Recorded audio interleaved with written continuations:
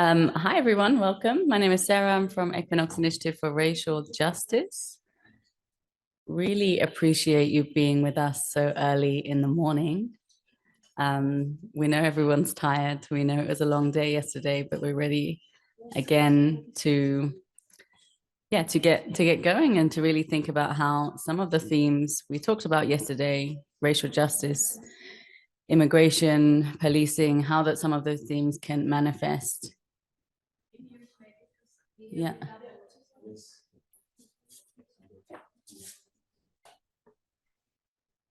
One more time, we try again. Is that better? No? Okay, good. Then I'll keep it short. I was saying welcome again. Thank you so much for coming in. We're going to start to transitioning a little bit from yesterday's panels, which were more about understanding the situation, understanding how racial profiling manifests in an immigration control context, how the different ways that actually at an EU level, the law, which we are hoping to help safeguard rights and keep people safer, is actually in many ways increasing the forms of violence, legitimizing the forms of violence that we do not want to see, racial profiling, brutality, and many other things. In a little bit what we'll go into today is, okay, so what is the response to that? How do we contest it at different levels, on a grassroots level, on an advocacy level, how on a legal level, how do we contest these trends? How do we contest the manifestations of structural racism in these contexts? A little bit about what today looks like. We will have some discussions today. The first panel will be about more examples of racial profiling in an immigration context across Europe, going into detail and some more case studies. Then we will have workshops where we will go into some details about some of the strategies that we can use to contest them. A little note for you that if you haven't signed up yet for a workshop, you can still do so outside. There are the three topics we talked about: grassroots organizing, advocacy on an EU level, and also litigation and movement lawyering. Those are the three planned workshops that we have. You also have an opportunity, if you like, to propose your own conversation if you think that you would like to lead a conversation or lead a new workshop. And there are two slots, I think, for that. Or maybe more. Okay, the possibilities are endless.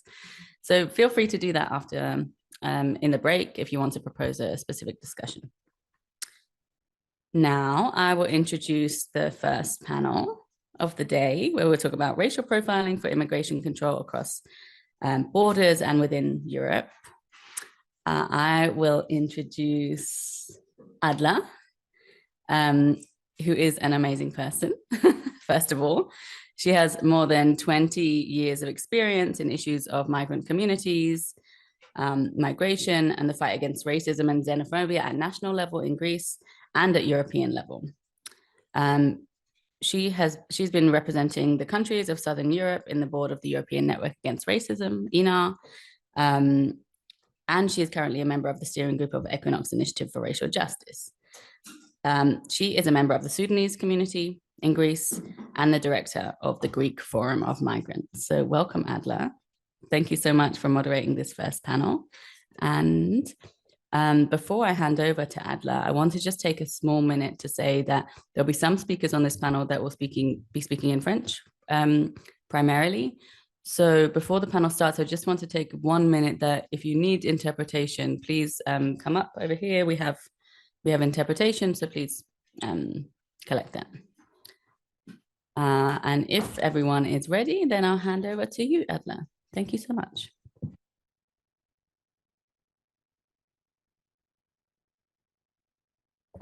Now can you hear me?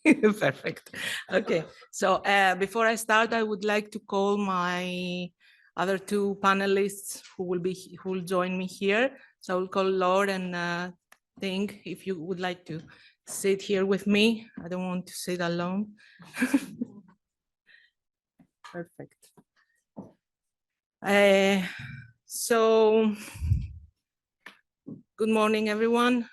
Thank you all for being here today.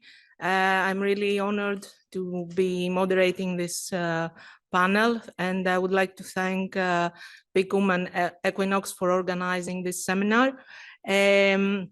So this panel discussion has the title Racial Profiling for Immigration Control Across Borders within Europe.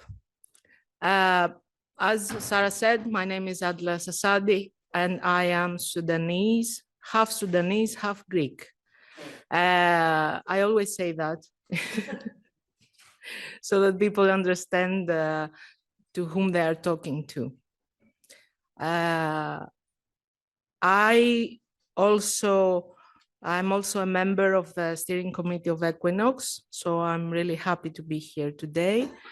And in this interconnected world where borders are crossed and cultures intersect, discussions around migration are both vital and challenging. These harsh times with war and conflict in Ukraine, in Palestine, in Sudan, in Yemen, in Ethiopia, in Kashmir, people, and in so many other places in Syria and Afghanistan, all over the globe, people on the move are in danger. And it seems that Europe is just putting up fences and is trying to create a war against people who are on the move. I think that we should keep that in mind. So the practice of racial profiling, particularly in the context of immigration control, raises profound questions about fairness, equality, and the protection of human rights. Today, we have the privilege of hearing from four distinguished speakers who will share not only theory, but also on-the-ground experiences, shedding light on the real-life impact of racial profiling on individuals and communities, and will also provide valuable context for our discussion later. I believe this panel will greatly contribute to the overall aim of this seminar in order to look at the impact of such practices, discuss the role of legislation and policy, and maybe explore potential avenues for change. Because the truth is that each one of us and all together, we are going to change the world. Okay.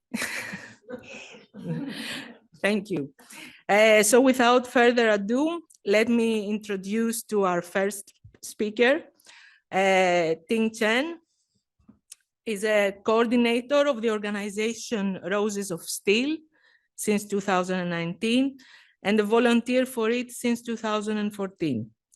The community of organization is self-managed by Chinese migrant women in precarious situations and sex workers in France. The organization is in contact with more than 400 women. The vast majority do not speak French, do not speak French, and are in an irregular situation in France, and their families remain in China. So Ting is going to speak about racial profiling of Chinese sex workers in Paris. And I'm going to put my headphones because I don't speak French either. So. Okay, bonjour. Good morning to all of you. I hope that you can hear me.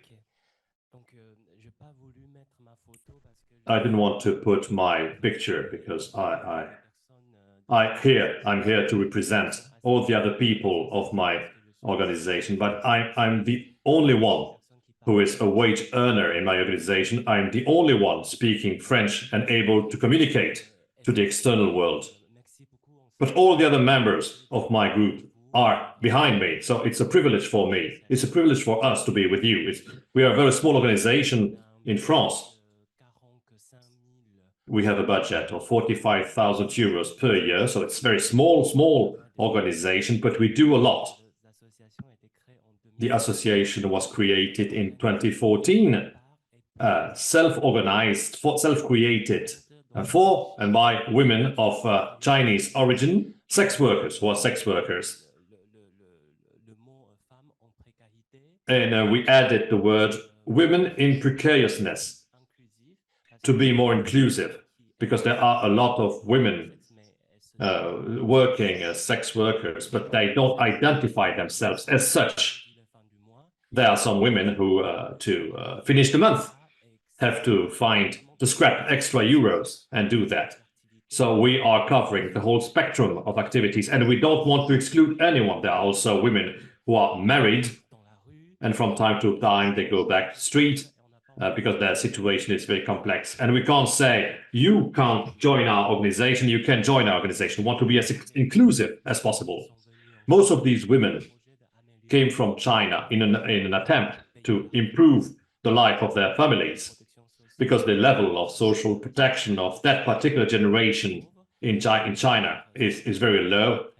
The retirement is very low. There is no health protection, or hardly any health protection in China. And to pay the university of their children, to pay for the marriage of their children, these women are still the pillars of the family community in China, and they had to come to China thinking they could work, because France is the euro. Costs is valued 10 times more than the yen in China, and there is also the MIM integration income, and there is also a medical state aid in France, which is free provision of healthcare for undocumented people. So they thought it would be paradise in France, but if you don't have your paper, you can't work in catering, you can't work in other places, and prostitution and sex work is not a choice. It's a choice, but that is a non-choice. But many women decide to do that anyway. The majority of women in our association didn't feel exploited. And that's another discussion that we'll have, or might have. Anyway, our population was stigmatized 3 times: as woman, as a migrant, and as a sex worker. As most of these women have no paper, and the average age is 54, so it's an aging population working in the street or on the internet and in massage parlors. It's quite difficult to calculate so many. Or how many women in precarious are sex workers. It's quite impossible to calculate the amount. Our association has different objectives. It was set up in 2014. One of the objectives is to better represent women from this population in our society, in order to sensitize the society. We have an advocacy objective. It's quite difficult, of course, because we are migrants with no status in France, and we don't want to give the feeling that we come here and we impose a change in the legislation. It is as if you entered someone's home and you would say, you need to decorate your house like that, so we don't feel legitimate in doing any advocacy work. So what we do is say, we come, discuss with the authorities, I explain the situation, and the authorities will decide whether they want to help us more or less. So we don't want to make an aggressive advocacy work. We don't say, we demand a paper. That's more or less the strategy that we are deploying for the moment. So we are fighting for access to rights, of course, but it's complicated because these women don't speak French. And to just call the emergency number or a police person, even if they in France they say that there are always interpreters in the public service, it's not the case. It's quite difficult to find an interpreter answering an emergency call.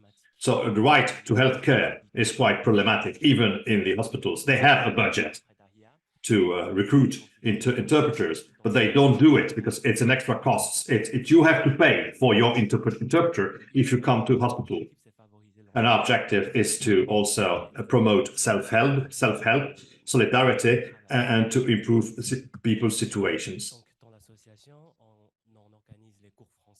So we organize French courses by ourselves because we think that the non-mixed groups in which people can learn the terminology is not adapted because they don't teach professional based. For instance, when 69 is not a cost, it's a sex position. So we need to teach the French terminology that is specific to the occupation. We also have an emergency line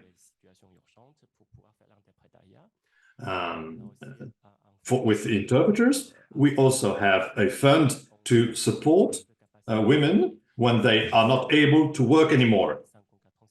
But when you turn 54, if you've got cancer, a breast cancer, there is no social protection as such for these women. So it's difficult for them to work. So that is quite an issue. But there's also the issue of police violence. So today we're speaking about profiling and violence. The legislation in France specifies that prostitution is not illegal. But there are different other legislations that restrain, that limit the right to prostitution. For instance, there has been a criminalization of the client of the sex act. Most of the sex workers are women, and they are considered as victims. So the bad guy is the man who can be sued, who can be penalized because of the patriarchy. So it's a victim-based theory of women.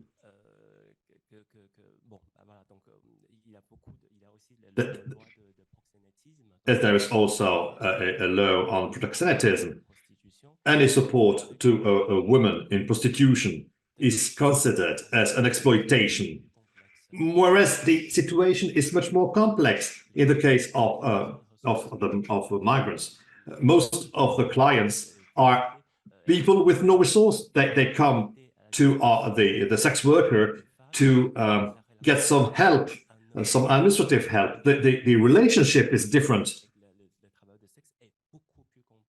It's much more complex than a purely sex act.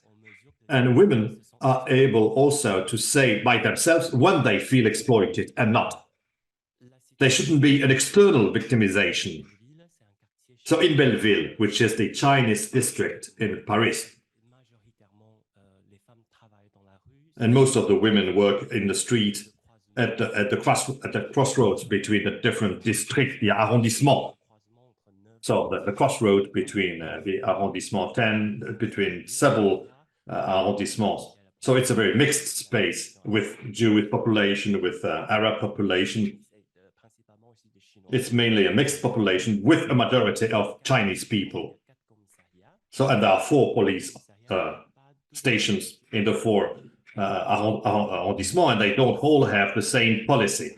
There is no coordination between the 4 police authorities, and these women working at street are considered as the dark spot of the district, because especially in view of the Olympic Games, there will be a campaign to clean the districts and to make this population of sex workers disappear. Yes, maybe, but what happen is that they will have to work outside Paris. So in Paris, there are organizations, people know each other, which is not the case when they will be expelled outside Paris. They will work on internet, for instance. But to work on the internet, they have to pay for a translator to translate their messages, even more exploitation, and they spend more time alone, whereas in the center of the city and in the other cities outside Paris, hospitals are less equipped. They don't find batches of condoms, so they are more exposed to diseases. So, and there is also the issue of social isolation. If you work in a district, you know it's easier for you to recognize the possible aggressors and to understand this one is violent. We're not going to accept this person. So this does not take place anymore when you are outside your district. In your district, you can protect yourself, you can discuss with other sex workers. So by cleaning the streets in view of the Olympic Games, it will be a process of individualization of the risks. In France, there is also a law banning public solicitation, and police officers come and target women, and they can't do it. If the police has to control normally in one single district and the same people in the same way, but the police would come and target only those women of Chinese origin, and before arresting them, we see that the interpreters are already there, so it's all prepared. The police had prepared the arrest, and our organization is trying to develop a strategy, a multi-level. I still have time to develop my strategies or not? Okay, so I'll try to be brief. So we tried to challenge this obligation to leave the French territory, the OUPF. So the order to leave the territory.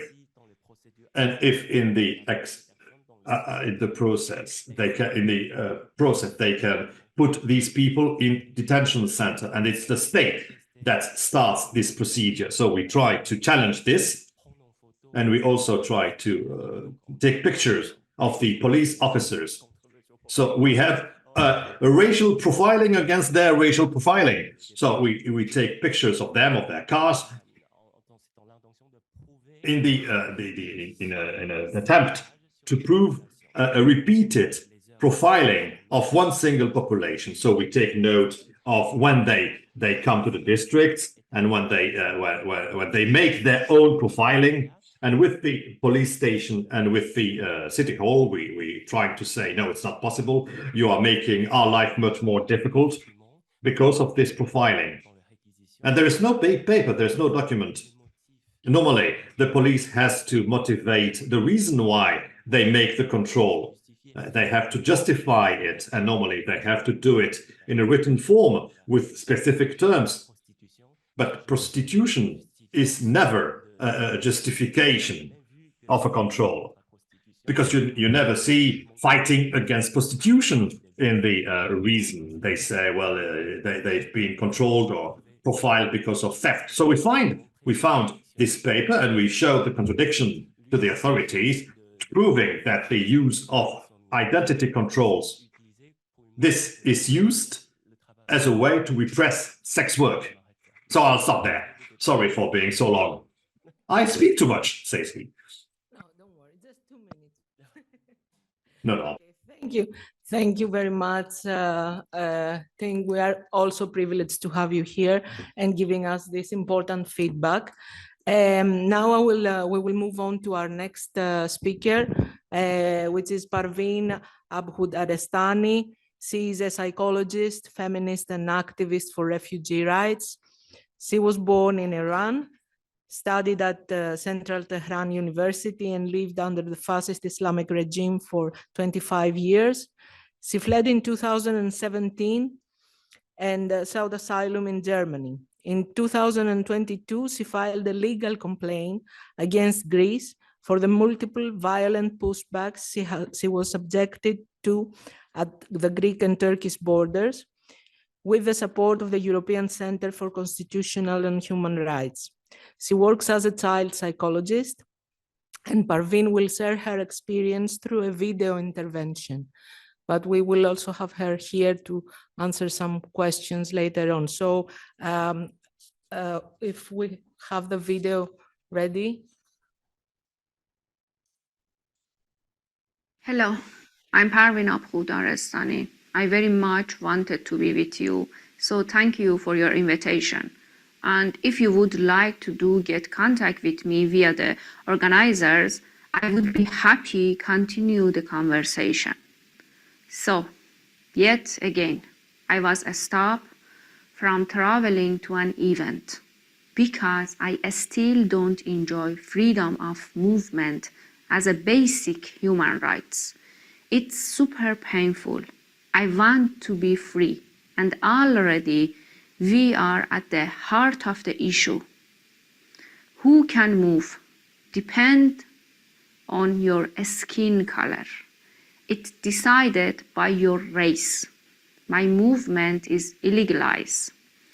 EU states have committed to human rights for everyone on their land, but at the border, and the borders are everywhere, they call me illegal. Rights are worthless. At the border, I am presumed illegal. No question asked. Documents are not relevant. It's only race that counts. It's 6 years now, 6 long years to receive protection, to beg for protection at different borders. Just compare that to those who fled Ukraine. And now I am recognized as a refugee. And even I have that status right now, I still cannot travel. The operation continues. My movement is at the discretion of the local migrants authority. And I live in a city where over 30% vote for a hard-right party, AfD. But even if I can't move, they can't keep me silent. I'm a feminist. I'm a survivor of femicide, and I'm Iranian.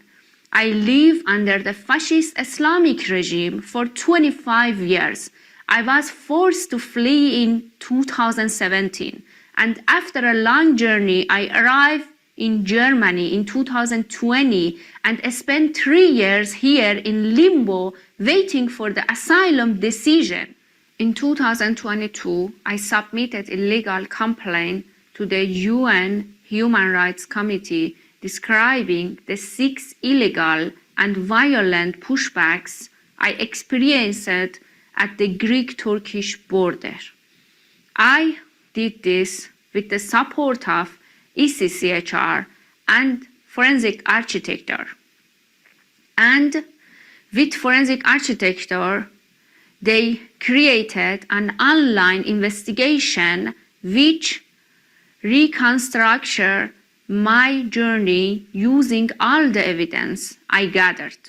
If you are interested, you can easily find it online. From my experience, there is no real border procedures. There is just racial profiling.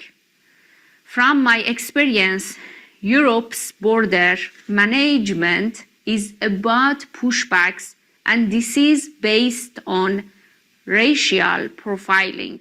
The president of the EU Commission put it well. She congratulated Greece for being Europe's shield. A shield is a very blunt instrument, and so is racial profiling. It's the method officers use to determine who can move and who cannot, based on racial profiling. Officers round up group of nameless, racialized people, hold us secretly in nameless detention center, and push us back over the border at night in remote locations. They barely look at us, barely talk to us, never register us. When I was at the Greek border, I was in groups with Syrians, Iraqis, and Afghans. We were not met in any kind of human way because of our race. officers came at us with dogs or shooting live ammunition or shooting from an army truck, throwing tear gas at us. When I was in a small wooden boat, they circled us, making great waves, towed us to Turkish waters and left us, our boat, filling with water. And they didn't speak to us as humans because of our race.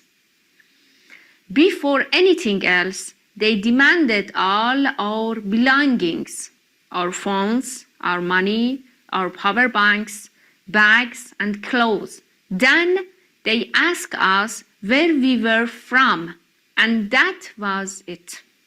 We were marched into vans and taken to secret detention.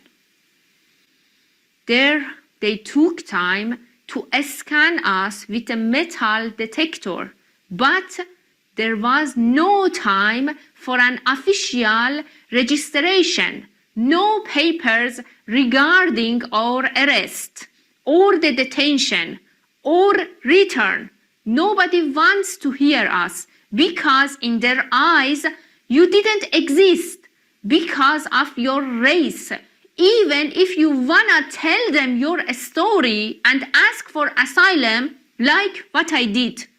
During my first pushback, I shouted at the officers for hours, asking where are my human rights? That he must call UNHCR, that I want to apply for asylum, but even if you scream, they don't see you. During my first pushback, the officers told me, do you think our government doesn't know about this? You do not have any human rights. We don't want you here. He said, it's like you are coming into our home through the window. You should come through the door. Well, okay, but exactly which door? Exactly which door? They didn't treat us like humans because of our race. No condition was too bad for us. I'm talking about overcrowded detention cells with sewage flowing through them. I was literally held in containers, no food, no water, no windows, begging for air, begging to use the bathroom. Every time you are reminded you are worthless, you are disposable, they make it clear they want to get rid of you, really rid of you, like in the real meaning of the word. During one pushback, a commando came over, put his hands around my neck, pulled me up off the ground and said, look into my eyes. If you come back again, I will kill you next time. So, no, we reach the real Europe. But the nightmare doesn't stop here. It still eats us up. The EU prides itself on its value and human rights. They look good on paper, yeah. But what use are they on paper? The racist structure persists.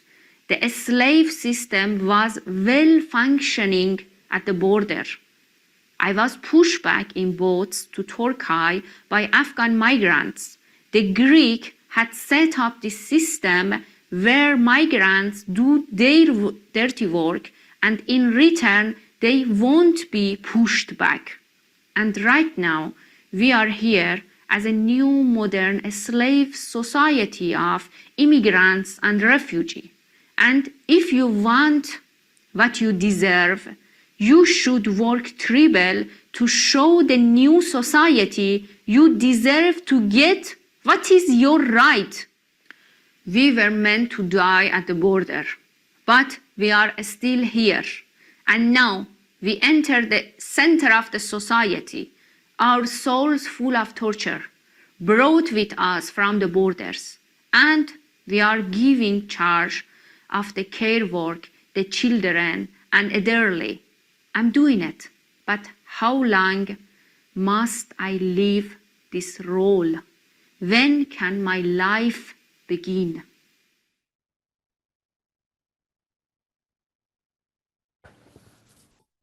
Oh. Okay, thank you, Parvin. Thank you for your strength. Thank you for your courage, and thank you for sharing all these awful things that happened to you. I will encourage you to keep notes of the questions that you would like to have, and we are going to move forward now. I need 1 minute, sorry. I will go to our next speaker. It's Laure Palun. Her interest in the protection of human rights began at university, from which she graduated with 2 master's degrees in law and economics. She started to work in an association that provides legal support to migrants locked up in detention centers. Outraged by the treatment of migrants in France and Europe, she quickly joined Anafé, National Association of Border Assistance for Foreigners, first as a volunteer visitor in the waiting area. And since 2015, she has been an employee of Anafé, an association she has been managing since 2018. She campaigns for the strengthening of the fundamental role that civil society must play in the necessary improvement of the reception of migrants in France and in Europe. Laure Palun, the floor is yours. Merci. Thank you. And I will speak French, and then we can have an exchange in English if you wish.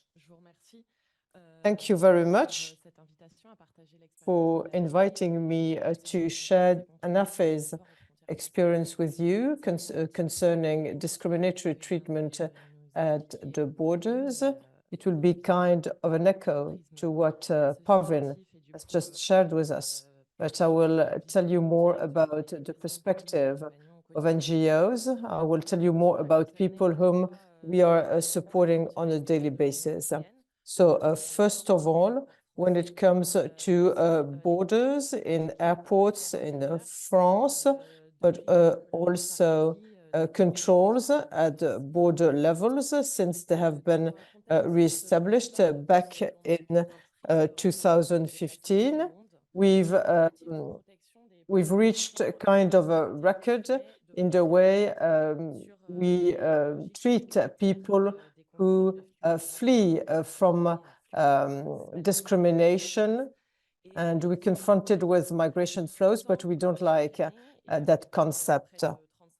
And for 35 years, Anafé has observed that border controls is prevalent over the protection of their rights.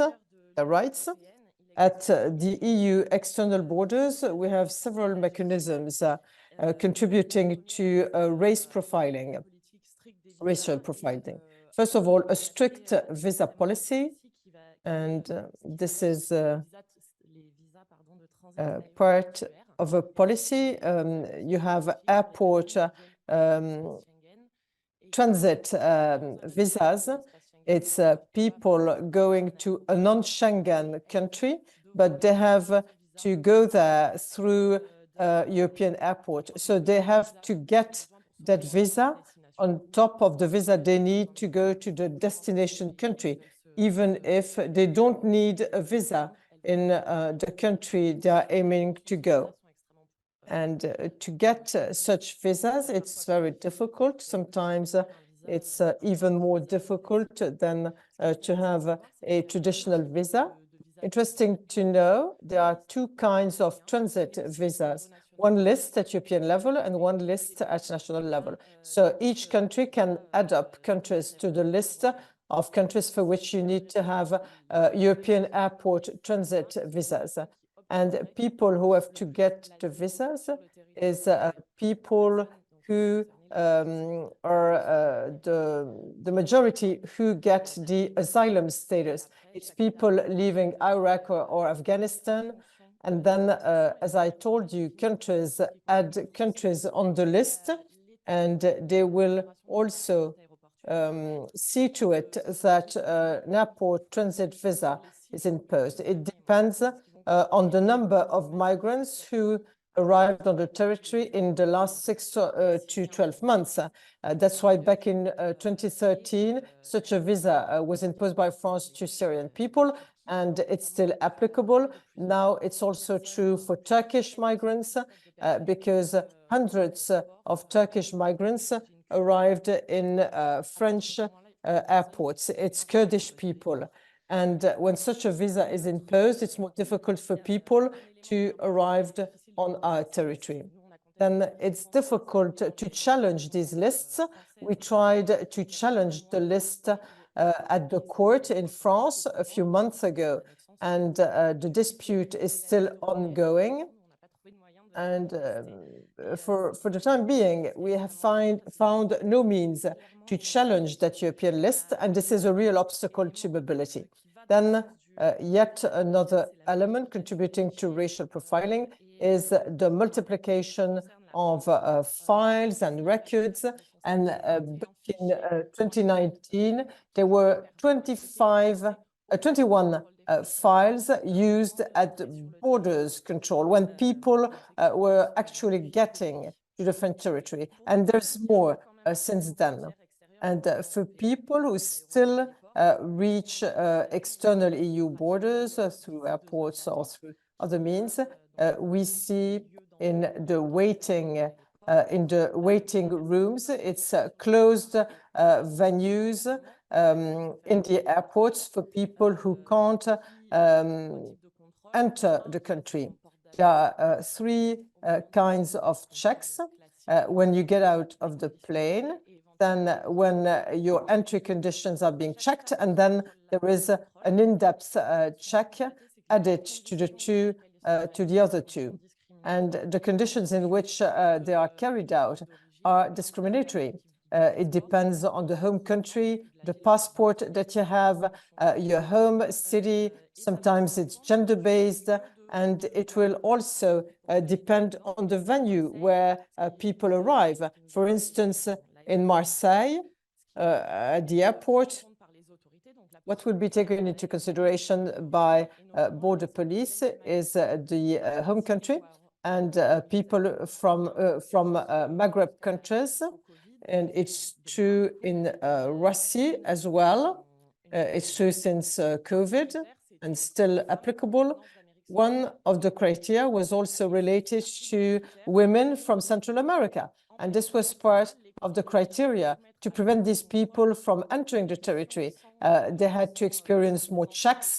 They had to experience tougher conditions, no lawyer present, and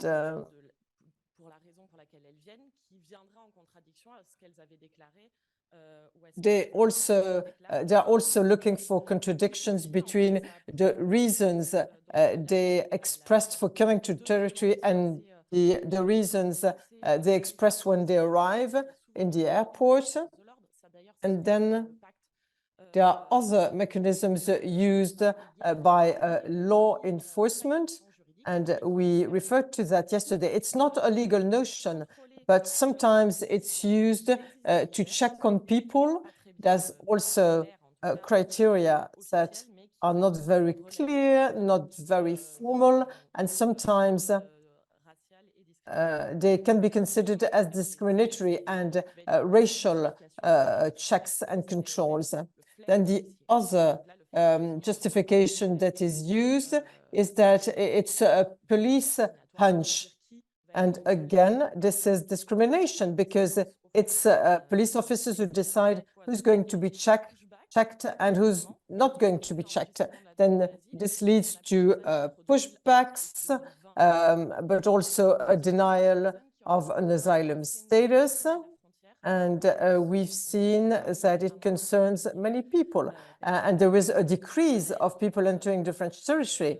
And we also observe a violation of asylum law, problems to access care, but also detention of minors when they are isolated. It's difficult to access a lawyer, a judge, a phone, and there's also reports on police violence. And this is extremely important because the European Pact relies on the procedure that is implemented in the French waiting area. So all the conditions imposed on people at the time of border checks.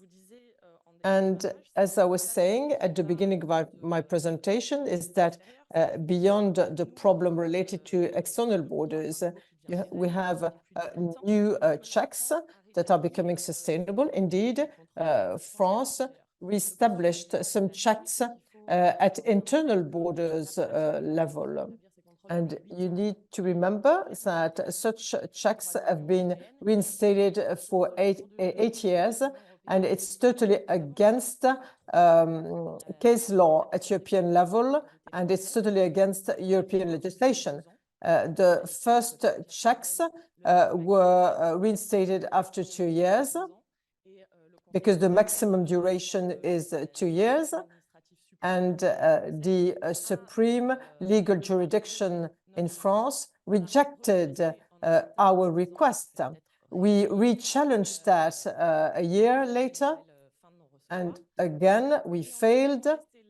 And then we re-challenged a third time last year after the European Court ruled against Austria, and they clarify Schengen borders check that should not exceed 6 months. And again, we failed in our procedure.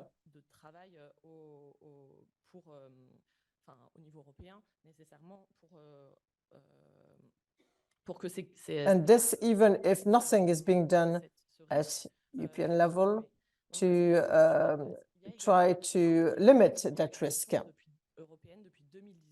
And then there's also a pending issue at European level that is related to the reestablishment of internal border controls.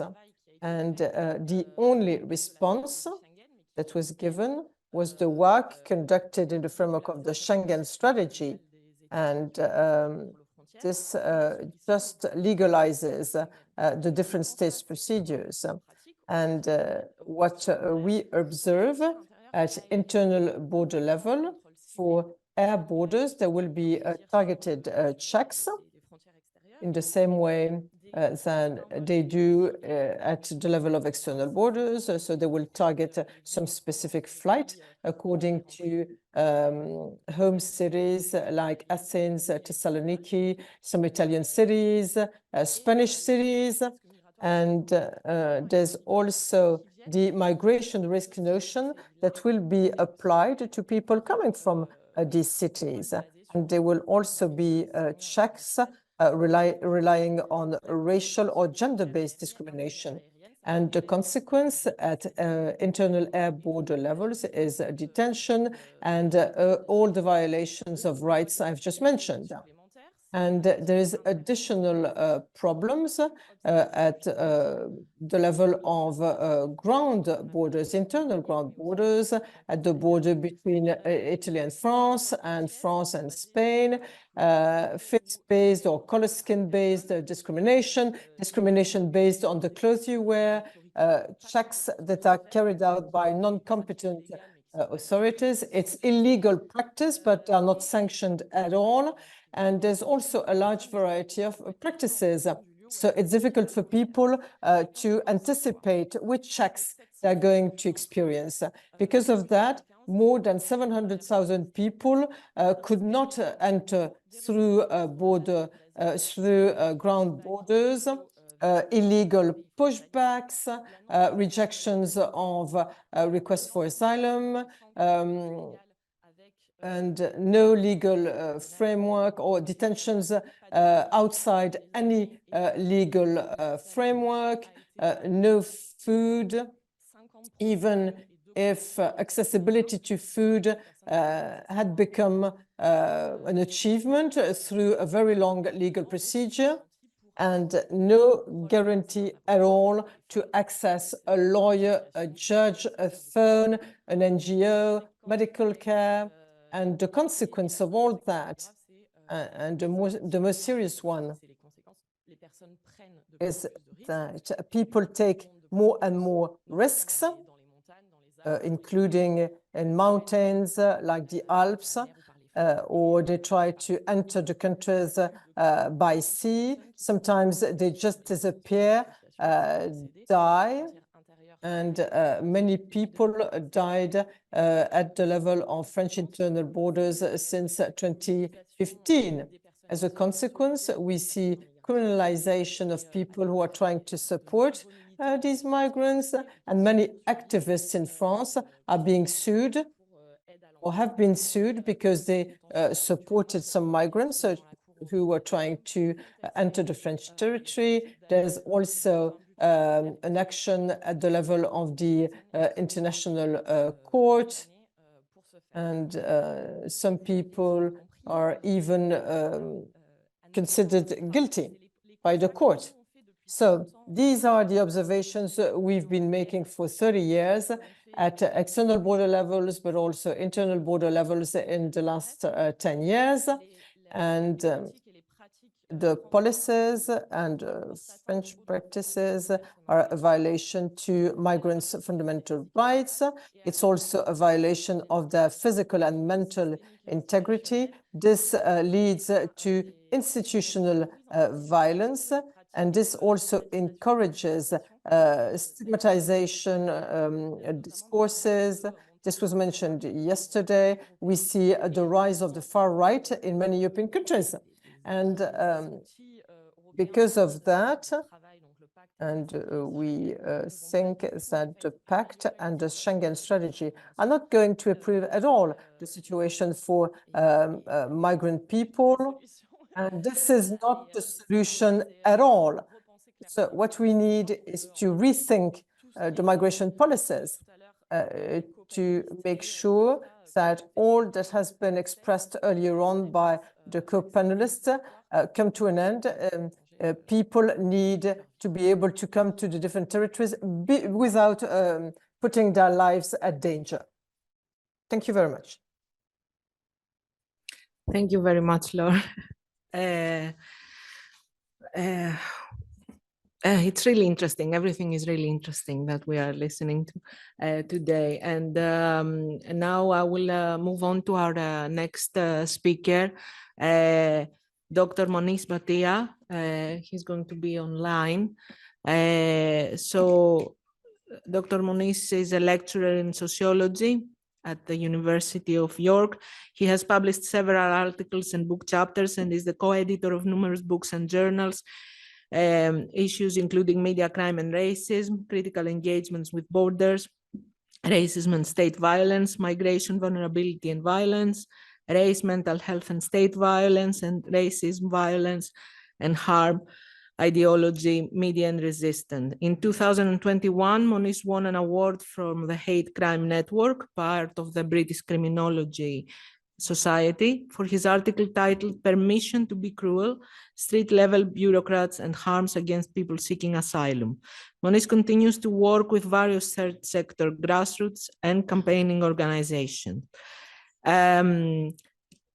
Dr. Monish Bhatia, the floor is yours if you are hearing us. I don't know if you can hear us. Thank you, and thanks for inviting me over. This has been an incredible morning already, and I'm really honored to share the floor with so many amazing speakers. So thank you so much. So this is a paper that I wrote with my co-author, Dr. Joan Burnett, and I will be presenting parts of that paper here in this presentation. Next slide, please. Thank you. So today I will discuss about immigration raids. So before I go any further, the first thing I want to highlight is that the Home Office, which is responsible for the immigration in the UK, among several other things, spent 392 million on Immigration Enforcement Directorate. This is just scratching the surface because they spent just that amount of money in 2019 and 2020 alone. So they've got enormous budget to carry out immigration enforcement activities, which include raids. They say that the overall aim is to prevent unauthorized migration, right? But I want to highlight through these presentations that immigration raids are actually frequently ineffective because they lead to nowhere, right? People get caught up, they get detained, and then they are released from detention, but they still keep carrying out immigration raids. I will argue that raids are forms of migrant kidnapping from the community, and it's very important that we start seeing raids as a form of kidnapping or kidnapping itself that is designed to enforce or inflict racist violence against people, right? But at the same time, towards the end, I will highlight the growing resistance to raids and what shape that has taken in the United Kingdom. Next slide, please. So critical research on the rationales and functions of immigration enforcement in Britain has explored the construction and policing of internal borders. The research has made clear, while immigrations have a very long history, their frequency actually increased significantly in the latter decades of the 20th century and the start of 21st century. For example, between October 1973 and November 1978, there were 25 passport raids of workplaces and homes that were documented, including raids on boarding houses, restaurants, textile factories. When referring to an operation in 1973, during which people were unable to produce, those who were unable to produce passports during house-to-house arrest searches in London were taken to police station. The Member of Parliament called Roy Jenkins mentioned in the Parliament in 1973 or in the House of Commons that he was very doubtful that there would be raids repeated. However, to say that this was misplaced would be an understatement. Between 2010 and 2015, over 100,000 immigration enforcement operations were carried out across the UK, of which raids made up a very significant and major component. These raids are generally carried out by immigration compliance and enforcement, and just like America, we call them ICE teams. And these teams are operating all over the UK. And their stated purpose is apparently to ensure compliance with immigration laws for the so-called and imaginary benefit of the community and the economy, and to enforce immigration law. So ICE is among several departments within the immigration enforcement system, including rapid response teams, a criminal and financial investigation unit, and clandestine operational response team that focus largely on channel crossings. So in the analysis of immigration raids, a well-known organization called Corporate Watch suggested that raids are frequently carried out through two mechanisms. Okay, there are two mechanisms to raids. One of them is called dawn raids, and the other is workplace raids, which operate alongside a range of other enforcement activities, including carrying out raids on public transport, around bus and train stations, in the public areas, so on and so forth. So immigration raids are carried out early in the morning, which is called dawn raids. They are carried out very early in the early morning hours, and they are done so for operational reasons. In 2005 and 2006, there were about 9,000 9,000 and 14,000 police-supported operations respectively, including those carried out in this manner, that is in workplace or through dawn raids. So raids have been utilized in conjunction with what we call a form of rolling back of the state by the way of reducing or removing altogether available support and services to irregular migrants, who are actually the primary target of immigration enforcement and raids. The rollback implies that the state has withdrawn from social and economic spheres. It's a metaphor, actually, implying the departure of the state or a governmental absence. In this context, especially, the rollback of the state is enacted in official terminology in order to force irregularized migrants to leave or to discourage entry. So rollback has long roots, for instance, with policy measures enacted in 1990s and early 2000s that created a policy framework through which asylum seekers who were rejected support were forced into destitution. So destitution became a policy lever to encourage removal from the country. Along with this, we now have what the previous Home Secretary called an hostile environment policy. So those without status cannot rent, they cannot access welfare support, they cannot open bank account, they cannot drive, they cannot work, they cannot seek healthcare. And different organizations have signed what they call a data sharing agreement with the ICE. So if they come across an irregular migrant, they will pass on the irregular migrant data to the ICE. So then the ICE can conduct raids. So immigration raids, while we think is operating as a state power from above, but in practice, it is operating through consent from below as well. The raids generally follow a timeline from gathering the information and picking targets to conducting enforcement activity and then working through its aftermath. So intelligence underpins enforcement, in part gleaned from the mechanisms outlined earlier, and further through things like annual threat assessment, identifying what they call so-called immigration threats, and the extent to which they are prioritized. At the same time, operational intelligence units produce intelligence packages for ICE teams, in particular, those relating to national campaigns aligned to national tasking boards. As Corporate Watch has documented, in 2016, just under 50,000 tip-offs were made where public pick up a phone line and they call the immigration hotline to say that, okay, there is a potential irregular migrant working here. So that becomes a part of intelligence. And then the immigration ICE units pick up that intelligence and then they carry out raids. And this is a bigger strategy to create a hostile environment, which involves the public. So when I say the strategy works from below, it's because it's the public who pick up the phone line and inform the authorities about what they think could be potentially irregular migrant. And obviously that is deeply racialized. Next slide, please.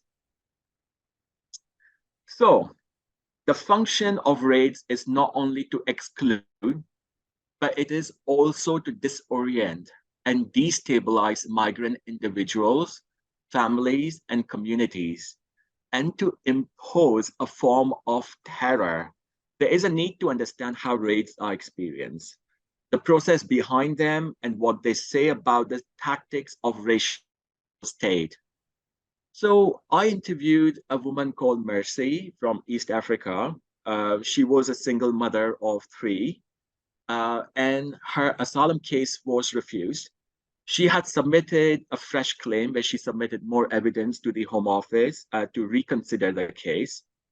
And while that claim was under consideration, she was subjected to a dawn raid where the Home Office entered into her house early in the morning, unannounced. So this is what Mercy said. It was around 7 in the morning. My children were getting ready for the school. I was with my 2-year-old lying in bed. They, which is immigration officers, banged the door. Not sure whether it was my son or daughter who went to the door to answer. I heard them saying, "We want to speak to your mom." Before the children come in to let me know, these officers had already stormed into the flat. They were already screaming, "You are under arrest, blah, blah."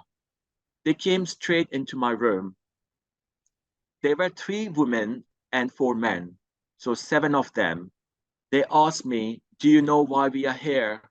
I said, "I don't know. I had put an application." They said, "We will look into that later. For now, you will have to come with us." They asked us to pack our bags fast. I started packing. I was in shock. Like I could not think. I was confused. My children were getting ready for school, and now we are packing everything. We didn't have much time to pack. We didn't have much time even to have breakfast. We left pretty much everything behind, that is our belongings.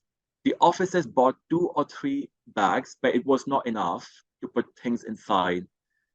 In less than an hour after they came, we packed whatever we could and got put into the van. I could not call anyone for help as the officers took my phone away. Slide 4, please. So migrant movements are controlled and they are disrupted through a whole range of bordering tactics.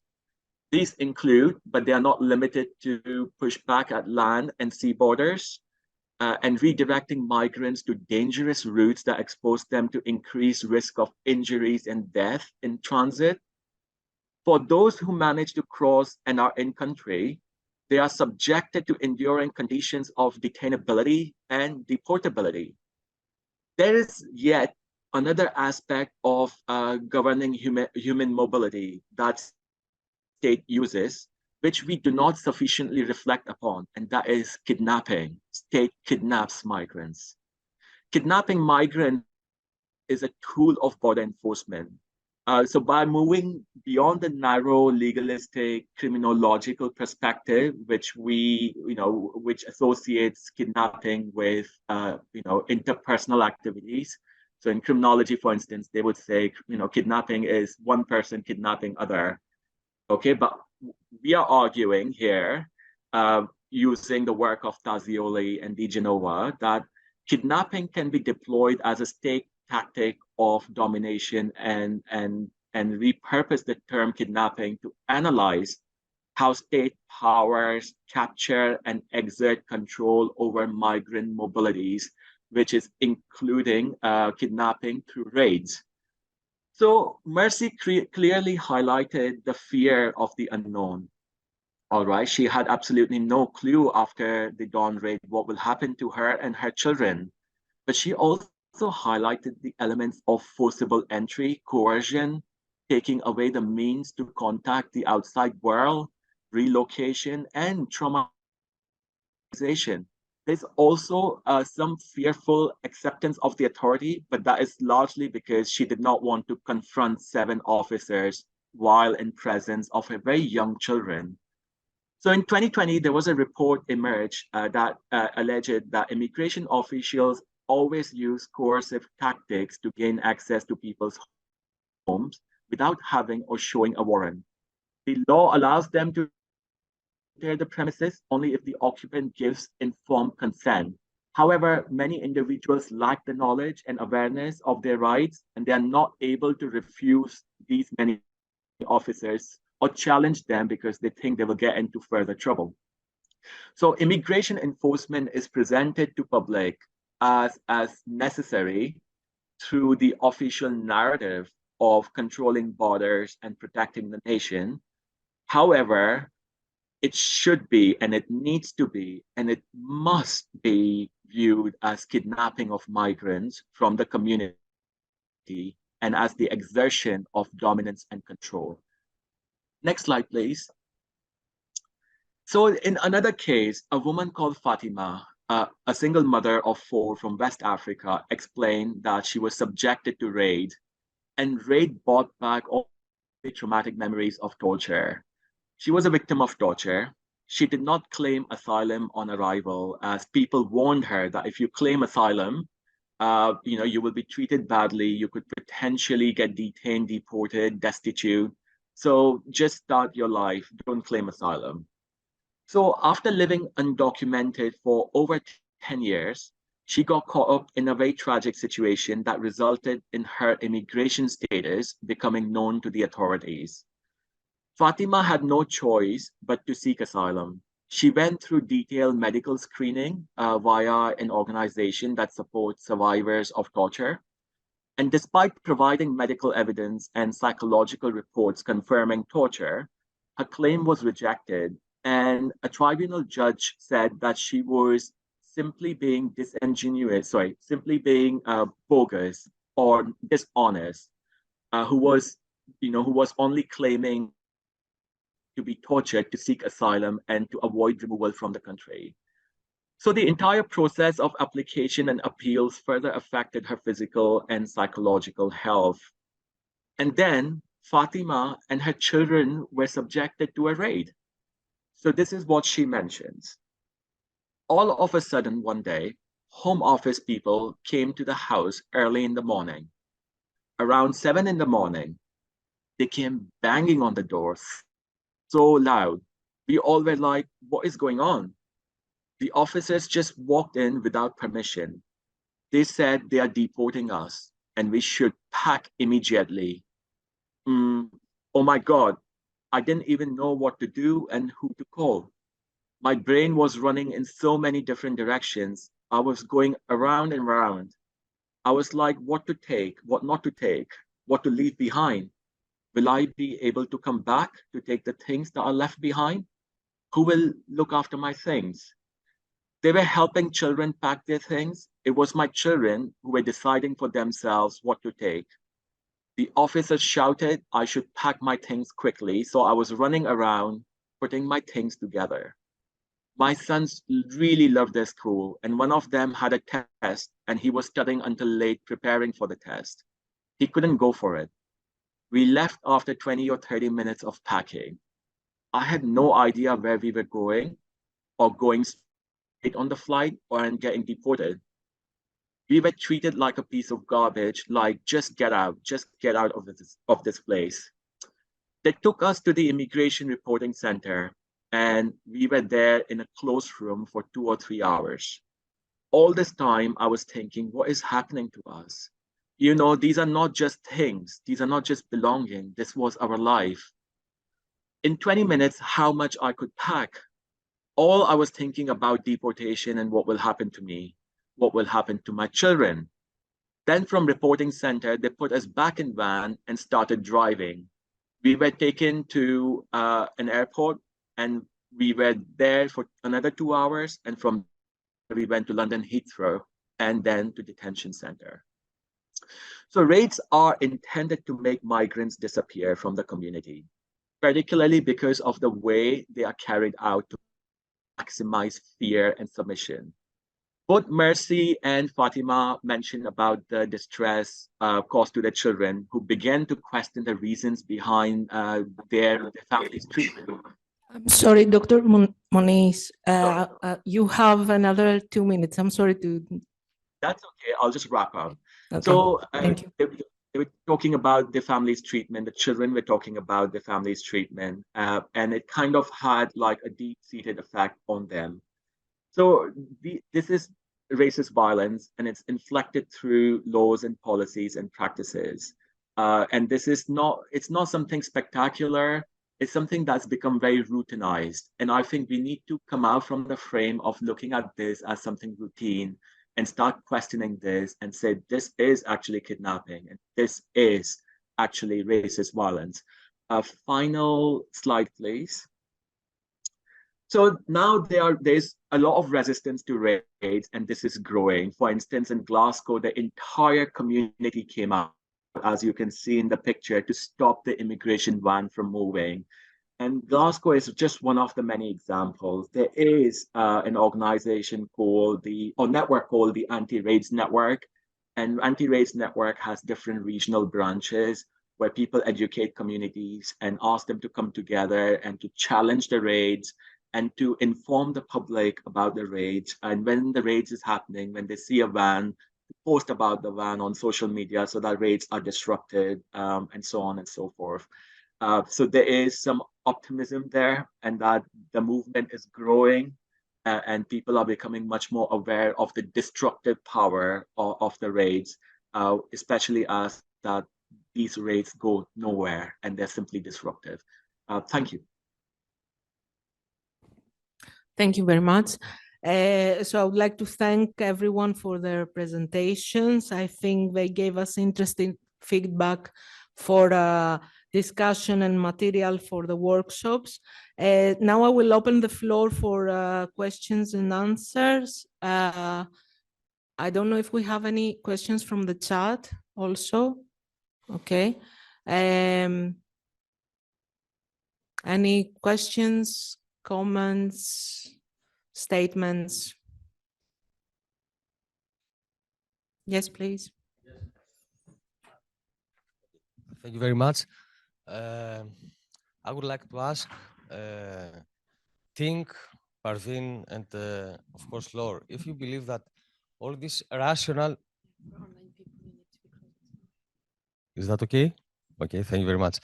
All this rational monitoring, do you believe that is it the same whether it regards vulnerable people or people from privileged groups, as for example citizens of third countries that are investors are investing in Europe, or they are representing some companies?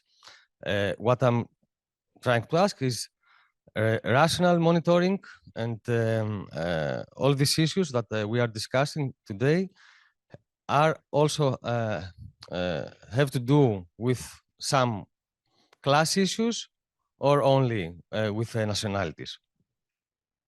Thanks.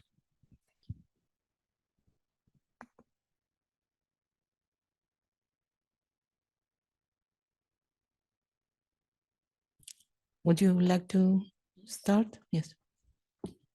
Yes. For Anafé, what we see is that there's also a link with class resources, but because at the external borders, people can be controlled and detained in transit areas, whatever the motivation of their journey. For example, there are people coming for tourism, for work, for familial reasons, of course, also asylum seekers.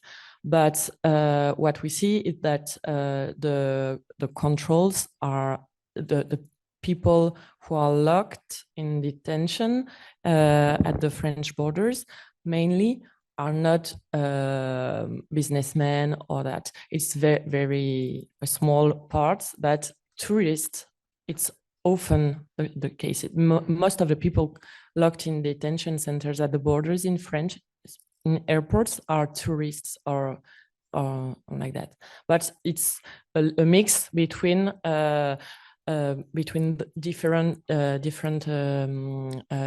discrimination. For example, what I told earlier about women from Central or South America who were controlled and then detained in transit areas, they said they came for tourism, but when they were controlled and they were interrogated by the police wanted them to confess that they came for work. And so even if they came for holidays, in the end, as they had pressure, psychological violence and all that, finally they said, okay, if you leave me alone, I say what you want. And it's one of it's linked with the condition of entry to the European territory, because you have many conditions. It's the Article 6 of the Schengen Border Code. And one of the conditions is a condition of money. You have to have enough money for the during of your stay. And the amount depends on the countries. But for when the police control people, they will check also how much money people have. But if you come from a country, for example, because it was a very real example as Honduras, and you have enough money for 10 days, in France, it's 120 per day. If you have like 1,200 euro because you stay 10 days in France and you are coming from South America or Honduras, they will check the medium salary rate, and they will see, okay, so you have a lot of money compared to what you can have in your country. So that means that you want to stay. That means that you're a migratory risk, and so you can't enter. You stay in detention and you go back.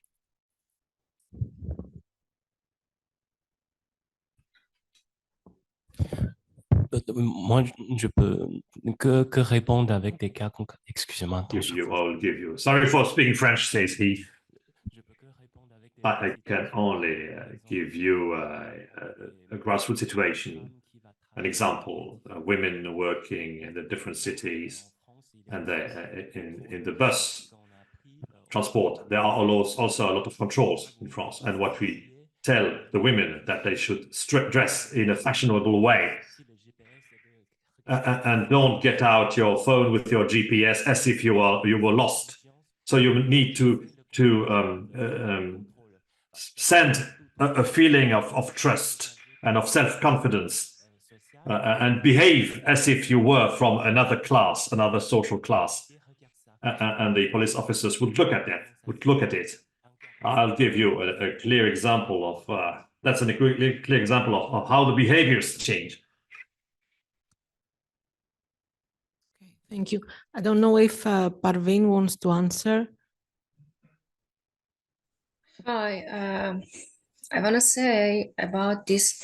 First of all, this question was a little bit complicated because we're gonna have a different situation about when the people come as a tourist directly, and then they end up as a refugee for asylum asking, but in the border of the whole Europe, the shield, what they mention, and they are proud of it, doesn't matter who are you, from which country. Basically, it's on the race, because it's in the border of the Europe, at least in the Greece part, it's so clear the people come from the Middle East. And for them at that point, with my experience, doesn't matter who are you from the even privileged society of your country or not. If you come by the walking through the forest or with the ship, it's like this. But the other situation is if you can arrive and pass the border of the Europe, but the plane, it's with the airplane, it's completely something else, how they gonna act you. But I didn't end up like this because I have to come by the border, by the walking and the forest. And in my experience, they are not care who are you, and really you tell them the true story or made up a story, because they don't want to even hear it. And if they hear it, they are like, we are not care, you come through the window and you should come through the door, but even no door is exist to asking, to doing anything as a refugee. And the situation is like this in the border of the Europe. But when you end up here with the airplane, or you come with the, I don't know, the fake touristic visa or something else, then my experience in the Germany, when I saw the other immigrant or refugee, they end up in the refugee camp and they arrive here by the touristic visa, it's totally different. Thank you, Parvin. I will give a follow-up question, and then we have one from online and two here. Sorry? No, it's one online and one, yeah. Okay, just to clarify, of course, there's not an issue in the borders. Everyone, there is no way a businessman or a CEO to come in Europe crossing the borders. Of course, he will be landed in a VIP room in an airport. But regarding police controls within Europe, I think that we have to admit that there is a class issue. As we are coming from Greece, we can observe that there are totally different police controls regarding poor migrants in the streets and people from third countries that are coming in our country as businessmen or asking as applicants for a golden visa.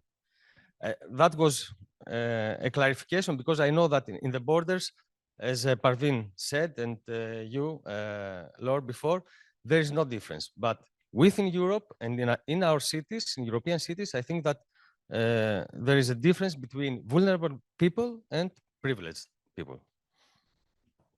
Yes, I quite agree with that. And there is also in different countries, like for example, in Greece, it's the golden visa. So you can just apply for, if you have money, you just take a visa. But either way, it is a matter of race, mostly. Because even if you have money or not, they will stop you because of your color, not because you are. So let's move on with the questions. Okay. Yeah, hello. There is an online comment that I think is a little bit related to some of the questions that you mentioned. They are asking about if there is about commenting about the hierarchy on the process of the international protection.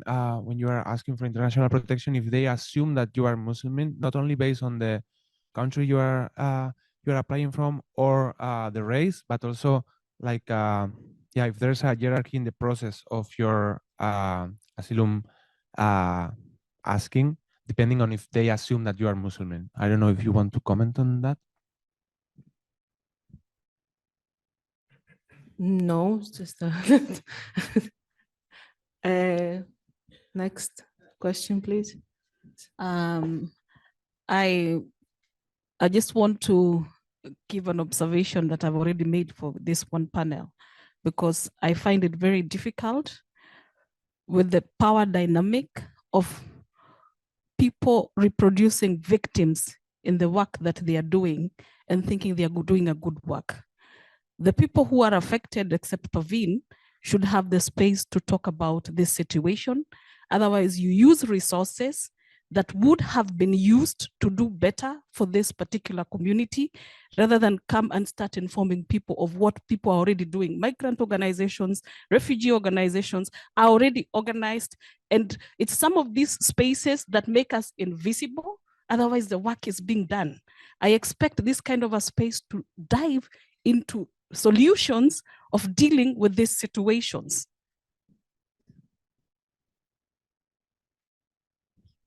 Okay, I think that we gave space to the organizations themselves to speak about, or I didn't understand what you were saying. Yeah.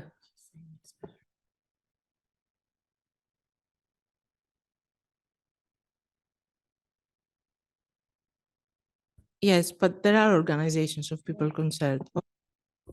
If I understand what you said, is that it would have been better if it was people who had been locked in detention or all that who would be here to talk about their situation. I agree with you. And for Anafé, for example, we make like we continue to follow the people who we met in detention to see if they have been put in custody or pushed back. When they are pushed back, how their pushback have been were, and if they were submitted to violence or something like that when they came, they were pushed back. And what we often have, what they often tell us is, as detention was awful, they don't want to talk anymore about that. It's often that. But I agree with you. We have to make space, more space for people who are first concerned of that. Sorry, I want to add something. Can you hear me? Parvin, yes. Yeah, I think if I answer this question from my part, because I'm a person who experienced what's happening on the road, it will be better because, you know, the problem is, okay, all the refugees like me, when we arrive here, our nightmare is not finished. That's the reason the half and more half than the refugee, they don't want to speak out about what's happening and go back through the trauma, because it costs a lot. And right, for me also it costs hurt. It's my feeling, and it's unbelievable emotion how by the trauma is mixed and come back to you. That's a, you know, because we think, or I don't know, the organization who work or help in the border, they thinking, okay, if somebody passed the border, it's safe. But it's not safe here. It's not safe to speak out. It's like me, I'm locked up right now. Even I have a status in the Sachsen, the name of the state in the East Germany, and I couldn't travel even with the invitation. You know, you couldn't speak out, and you are scared of your status here. That's the other reason. And it's like a indirect pressure, indirect scare from the government, how you want to speak out, what you want to say, and gonna affect in your process or no. But in my case, for example, I'm not care what's gonna happen to me, because I think if I survive, I should speak out for a person who not survive and who couldn't speak. That's a reason, you know, more than the half of the people, they couldn't, even if they want, they couldn't. It could have be the reason of the trauma, or they want to speak out because they are totally, you know, they are full with a lot of other issues. They are faced with it every day, not even one time in the week. Every day we have 1,000 of the letter, 1,000 of the like a government issue. We should go to interview. We should do that, do this. They have enough in their plate. They couldn't take it more. And the other part, even if they want to do it, in the background, they don't feel safe. We have a freedom of the speak, okay, but after when we speak, nobody know what's gonna happen for your process. And we thinking we have this kind of dictatorship only in the Middle East and the other country, but right now in the Europe it's happening, and we have it. And if you don't have a powerful lawyer or somebody, some organization in the back of you, indirect way, can help you and give you the counseling what you should do, then you are alone. And here could be more awful than your own homeland.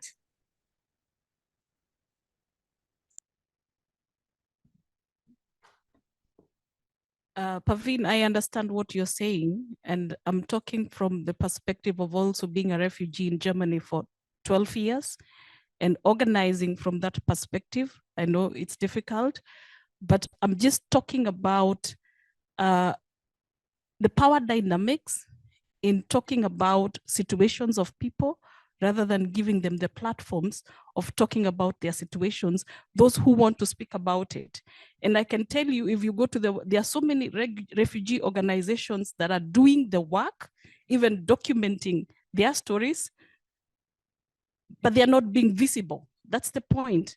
And it's not about re-traumatizing, it's about people who are willing to organize against structures. So that's the difference. And I understand your position, Parvin, but I'm just also emphasizing that the work is being done by the people themselves, not to reproduce victims, you know? Thank you.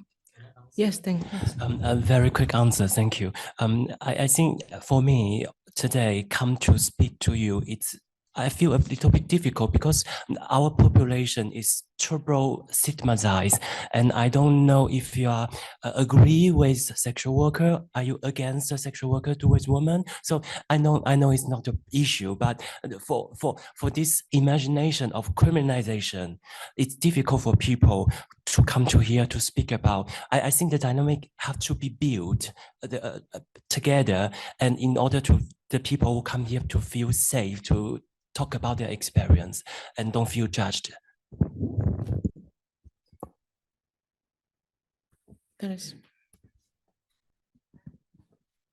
I will take one more question. Huh? Yeah, it's a quick comment, but I think that you touched upon exactly the point. Is like, how do you build the conditions so that the people are actually in a room that serves them instead of having the fear of the room actually being against them, right? And I think that's the question. And why aren't we there yet?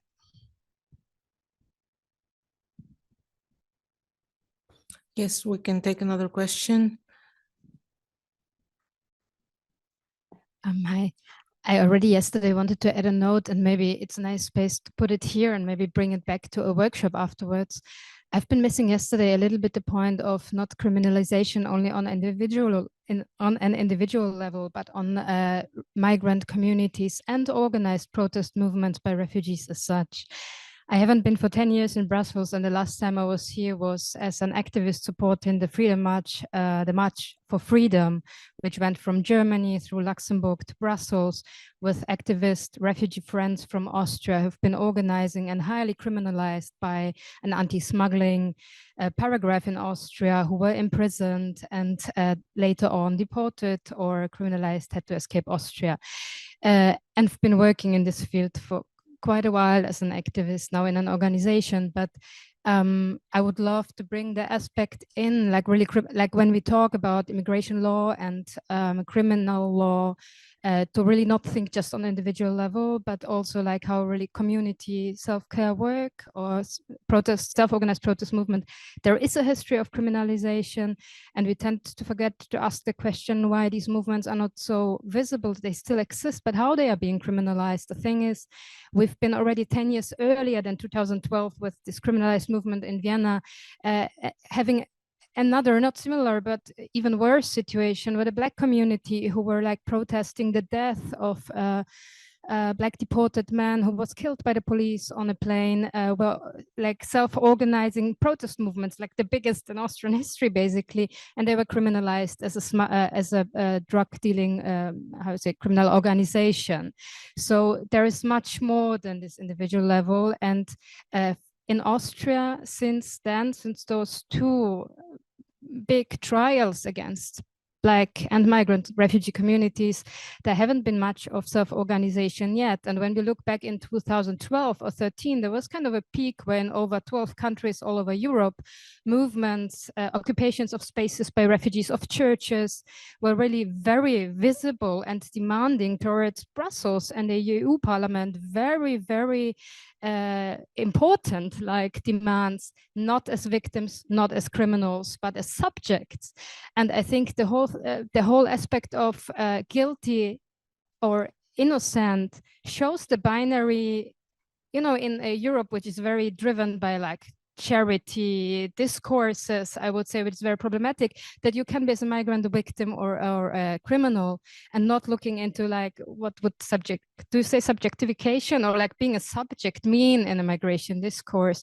So I see that it's harsh to, I mean, I have a own migrant story, been as a kid in like a refugee camp, and I saw like the tragic, more maybe class issues life of my parents, what it meant, you know, to be undocumented worker as well, for instance, see all the privileges they had as well. But the thing is, on another level, we don't tell the stories, like there is no continuation of telling those stories generation by generation. So the new activists in Austria today, their anti-racism work completely forgets the two movement criminalization stories that I just told. And this is the work that has to be done. This is the things we, I think, have to bring back on all those panels like here to remind, like it's been, I think, almost an anniversary with the Freedom March of sans-papiers, many hundreds who moved to Brussels, just like where we are, I mean, we are right here, right? So, yeah.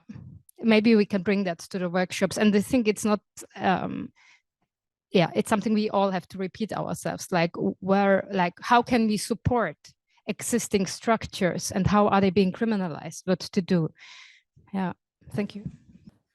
Okay, thank you very much. Thank you for your inputs and thank you for your comments. And I think that we will have time in the workshops to really go through that, because I totally agree that there are a number of cases and organizations that have done. I come from an organization that is 20 years now. It's a network of migrant and refugee communities, and we have done several things, but nobody's talking about it. So I totally agree with what you are saying. And we are going to have some time to work on that in the workshops. Thank you very much, everyone. Thank you, Parvin. Thank you, Monish. Thank you, Laure. Ting. Thank you, everyone, for participating. And let's go have some coffee, and please register for the workshops so that we have an outcome out of this discussion. Sorry. Thank you very much. Before to have a little bit pause, I wanna mention it, the human organization, the name based in Greece, Human Rights 360. I'm not there, unfortunately, for being in the workshop, but don't forget this organization, because they did a great job there and they end up somehow awful right now by the government in the Greece. And don't forget it, to speak about it in the workshop. Yes, thank you, Parvin. I will let them know about it. Thank you. Thank you. Thank you. Thank you, Parvin, Monish, and thank you, Ting, Laure, and Adla for the great panel. Just maybe for the people who are online, the workshops are not hybrid. So we invite you back at 1:45 to join us for the final panel. And for everyone else who's joining us for the workshops, in this room, we will have the panel on anti-racism activism, justice at EU level. This is the room where there is interpretation for those who would need it, so you're aware. And then the other two workshops are taking place in the black room. We have the movement lawyering workshop, and in the red room, the grassroots action and direct response. We will put the sign on the door so you'll see, but there's also a color of those two rooms. So you're very welcome. And if you'd like to have another conversation, if you'd like to propose a separate workshop or conversation, that's absolutely fine. You can put it, we have a flip chart just outside, so you're welcome to put your name and the topic. And in the coffee break, we can share that information. So yeah, it's up to you. And now we can go to the coffee. So thank you.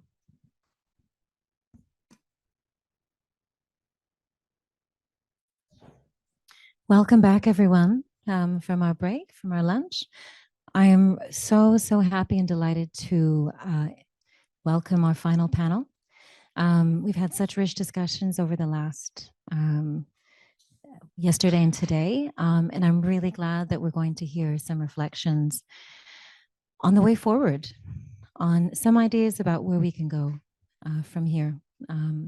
So thank you so much.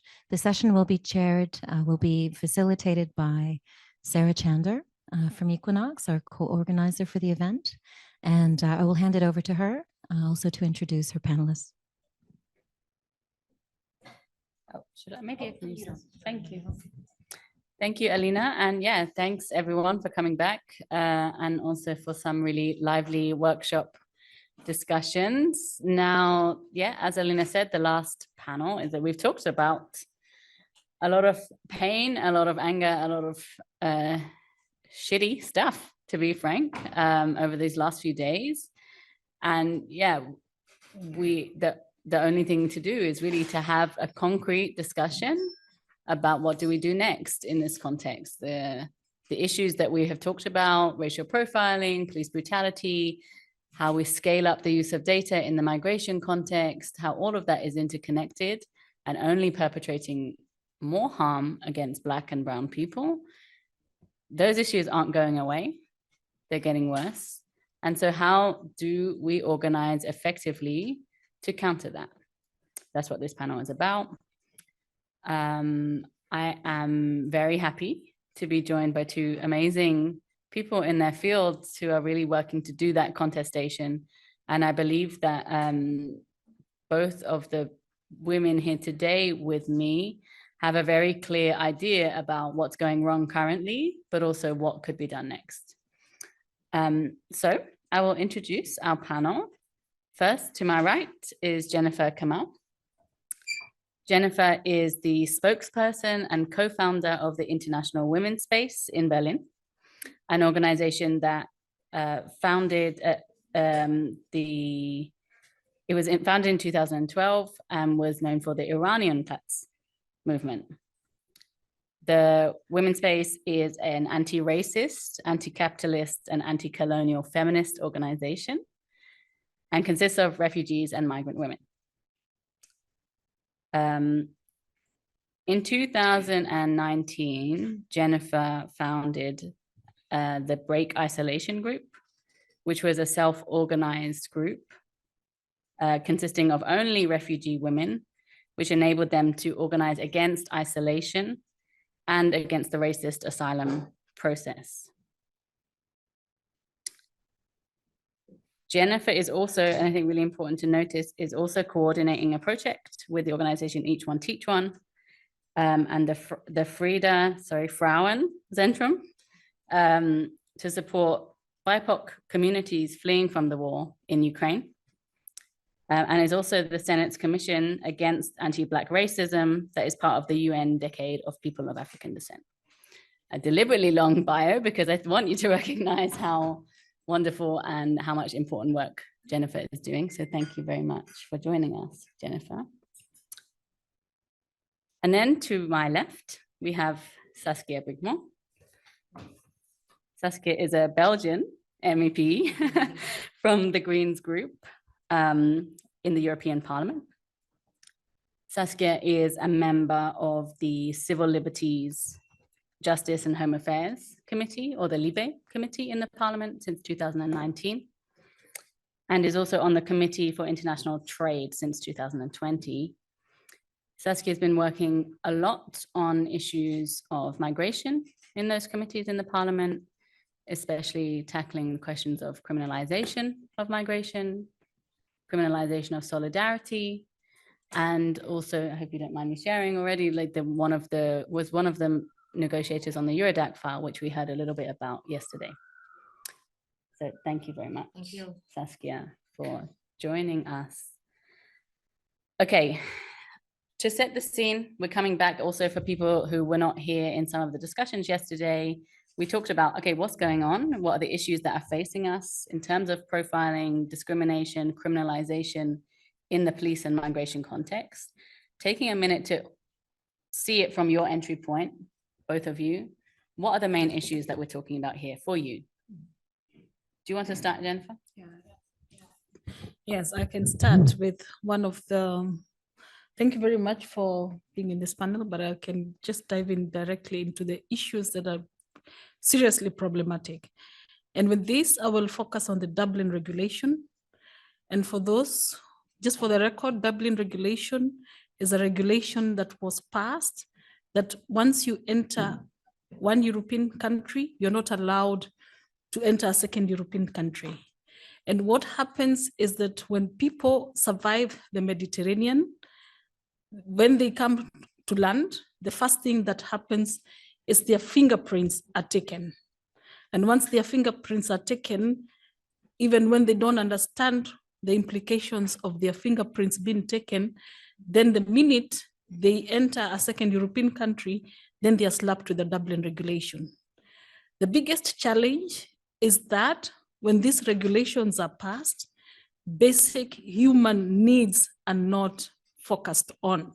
So you look at all the entry points where, for example, through the Mediterranean and countries that are on these areas that are Malta, Greece, and Spain that are overwhelmed with people entering, there was something that was decided within the European Parliament that equal distribution of refugees should be done, which has never happened. It never happens. And what happens is people get into second European countries and the implication is dreadful. this is a process of people getting undocumented. Because then when you apply for asylum, you're on a Dublin regulation and you have to be sent back to the country where you entered from. And from these, people are being deported. Some find their way back to the country where they are being deported from. But in order to survive this Dublin regulation, you have to stay for a certain period of time and documented. That is the pandemic we have now in Germany, in Europe, for example. Thank you, Jennifer. And I think it leads nicely, Saskia, to many of the issues you write about, the failure not just of the solidarity concept in the EU, but also, yeah, the Eurodac, which is the system that implements that. So could you speak a little bit to this? Yes, exactly. Thank you very much for giving me this opportunity to share not only the current context, but especially the second part, the perspectives that we can build together. Indeed, Eurodac is the system of fingerprinting of asylum seekers that has been put in place to facilitate the application of the Dublin regulation. It's a database existing since 2013, and now we are in the context of the Pact, Asylum and Migration Pact, negotiating the reform of the Eurodac reform.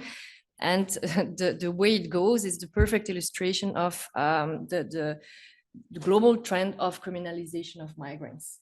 Why? Because the reform is going to extend the scope of migrants who have not, to migrants that have not applied for asylum. So this is already a first difference. It means that more personal data, including facial images, will be collected.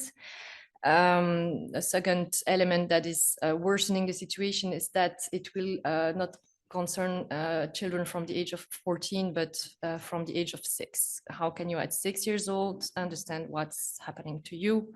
What are your rights? And so on. So it's also touching children, and there was quite a broad majority for that in the parliament, which is also very shocking when we are all supposed to be committed to the child rights charter. Furthermore, this file, Eurodac, which is supposed to be a tool to facilitate a regulation, will be linked to the screening regulation. And in this context, security flags will be possible for all those that have access to this database, which means that security flags could be added to the profile of certain migrants. And that's really coming from the very spread idea or postulate that migrants are security threats. And this is really the trend that we see in every file related to migration. And probably that you've discussed that already, so I'm not sure that I have to go into the details here about this, but it is a reality we are facing, and that is leading the Commission, but also a majority in the European Parliament, mainly a right-wing majority. It makes them believe that investing a lot of resources in digitalization, artificial intelligence, big data will be the solution to many of the problems, and I say problems identified, including what we bring on the table in those discussions, discrimination. They don't see the problem. They don't see that technologies are not neutral. They don't see that technologies are shaped by racial, gender, and other inequalities that exist, that are prevalent in the society. And that those technologies potentially make inequalities even worse. And another element, and I will stop here because we are supposed to go to the perspectives and positive steps, but the thing is that now the whole, all the databases will be linked together in this idea of interoperability of IT systems, which means that migration database, Eurodac, will be linked to criminal and terrorist databases. And again, this is really linked to the whole evolution of internal security, making migrants potential threats. And this is possible thanks to the far right, I would say, to make the story short. This global trend has been started with the far right and this very conservative narrative since mainly 2015 and the evolution of anti-terrorist laws also, and linking foreign people, migrants to terrorist threats, criminals, and so on.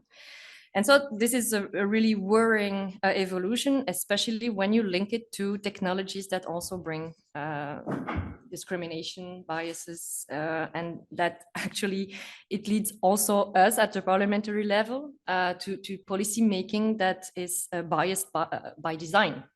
And so from the beginning, we have a problematic policy making. I will maybe stop here for this short intro on the link between Dublin and Eurodac. But of course, I'm ready to answer any question on this if you want. Thank you, Saskia. And maybe just to round the point off, that these trends are showing up in not just only Eurodac and not just showing up in the Dublin regulation, but it's a good example of it, right? Eurodac is, some people are trying to contest the reform of Eurodac that Saskia mentioned, but I think that's a really good entry point into the next part of the conversation, which is about, we are firefighting, right? We are trying to say no to certain trends, and that is a necessary thing that needs to be done, right? But as Saskia has mentioned, we didn't succeed contesting that reform. Well, it's not over yet, but we are likely not to succeed in contesting that expansion and contesting those trends that you've already mentioned. And so I think a question for both of you, like really about your work and how you approach it, is we are in this space facing this constant escalation of the harmful trends that we're seeing: more criminalization, more deportations, more detention, more data, more everything, more. In that, there's a need for response, but you also know there's a need for structural change. So before we get into the concrete things we think we need to happen, I would love to know a little bit of a reflection for you of how do you deal with that interplay? How are you in your work reckoning with the fact that we need to contest, we need to say no to certain things, but we also need much broader structural change of the very basic concepts and paradigms and narratives that exist? How do you deal with that tension in your work? And then Jennifer, you can go first. First, I think it's very important to be pragmatic in the sense that Europe does not want us here. So the most pragmatic thing it should do, it should address the reasons as to why people are coming here. Because I can guarantee you, nobody wants to leave Africa, for example, to come to this very cold weather. There are issues of effects of colonization. There are issues of continued neo-colonization. There is unfair trade in the sense that everything, almost everything being consumed here, someone is being exploited in our country, the global majority. And the goods can easily move from this continent to Europe, but not its people. Now, there is manufactured wars and the consequences of war. There are so many things that Europe needs to address in terms of confronting, in the reality way, the reasons of why people are fleeing. But then again, we are here, and there's a lot of fear that has been propagated through whatever means it is. And history has taught us that white people respond to fear by aggression. And I've listened to the noise. I've listened to the noise of the right wing, and the issues are inflation, war, migration, and gas. But in the processes of these issues, then again, certain people have to face these aggressions, because when you do the war thing, you have to address the weapon industry. When you talk of gas issues, you have to talk of misplacing people. And all the issues that Europe is making noise about, the effect is displacing people somewhere. Be it climate change, then there's a carbon fossils that they are grabbing land in our countries. And if we do not talk about pragmatic measures, then all this that Europe is saying is just bullshit. Pragmatic, and as your friend Angela Davis says, addressing things at the root, which is like, why is migration happening? Yeah, thank you. Saskia, same question, this interplay between response and structural change. Thank you. I can just but agree with you. Root causes is one of the main challenges, also coming back to EU policies. EU policies are currently completely inconsistent, incoherent between each other. I'm also sitting, as you said, in the International Trade Committee. There, my work is also minority work so far, but I try to push our trade relation towards fair trade. I want the EU to become the first EU fair trade continent, right? Why is that? Because our current trade agreements, investment agreements, economic partnerships with the, let's call it the global south, is just about putting more facilities for our investors and companies to exploit resources and people, workers in the so-called partner countries. Again, partner, because in my view, it's not a partnership. It's deals that are benefiting our industry or companies, multinational companies, instead of balanced and fair partnership between two partners that can reciprocally benefit of an agreement. And we just discussed yesterday an agreement, for instance, on facilitating investments with Angola.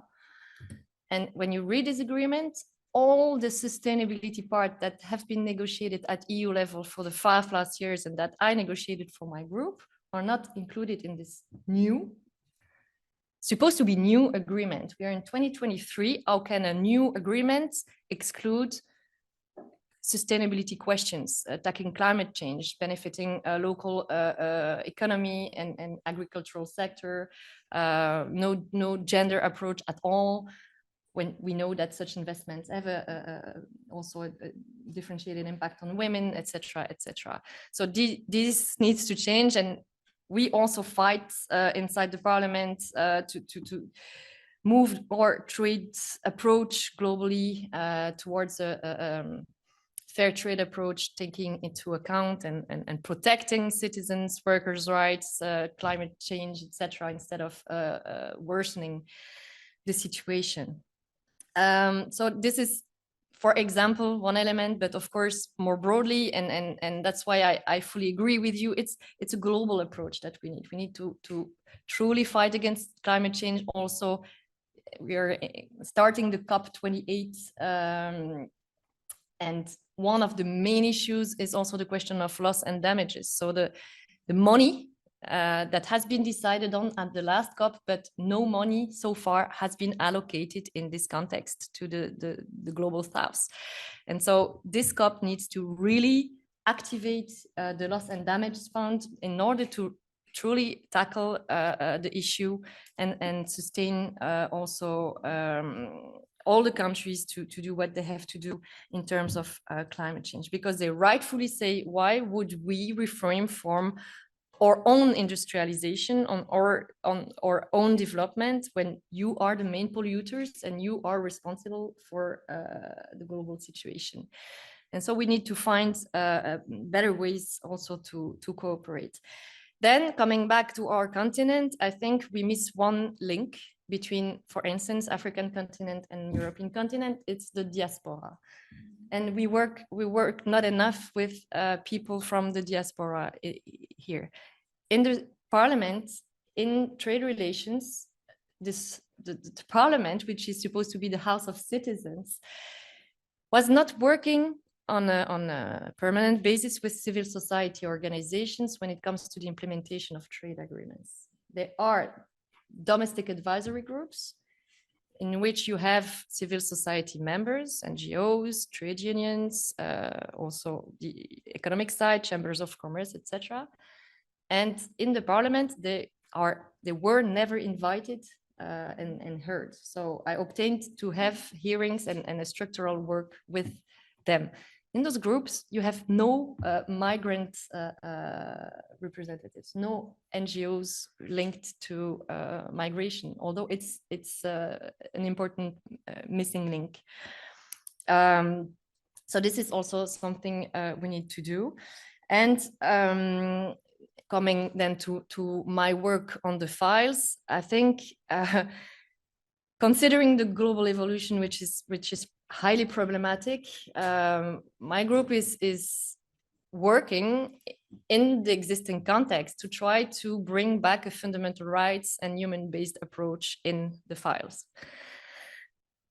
Putting somehow some placers on the problem, I acknowledged it, but this is the only way we found in the text, in every file, the return directive, the screening regulation, Eurodac, to put safeguards in place in every text in order to protect as much as possible human and rights-based approach, to have access to remedy in case of violations, in case of problems, etc. Of course, trying to exclude children from detention in the migration context, trying to include the issue of undocumented people, etc., and to bring back these safeguards and fundamental rights protections.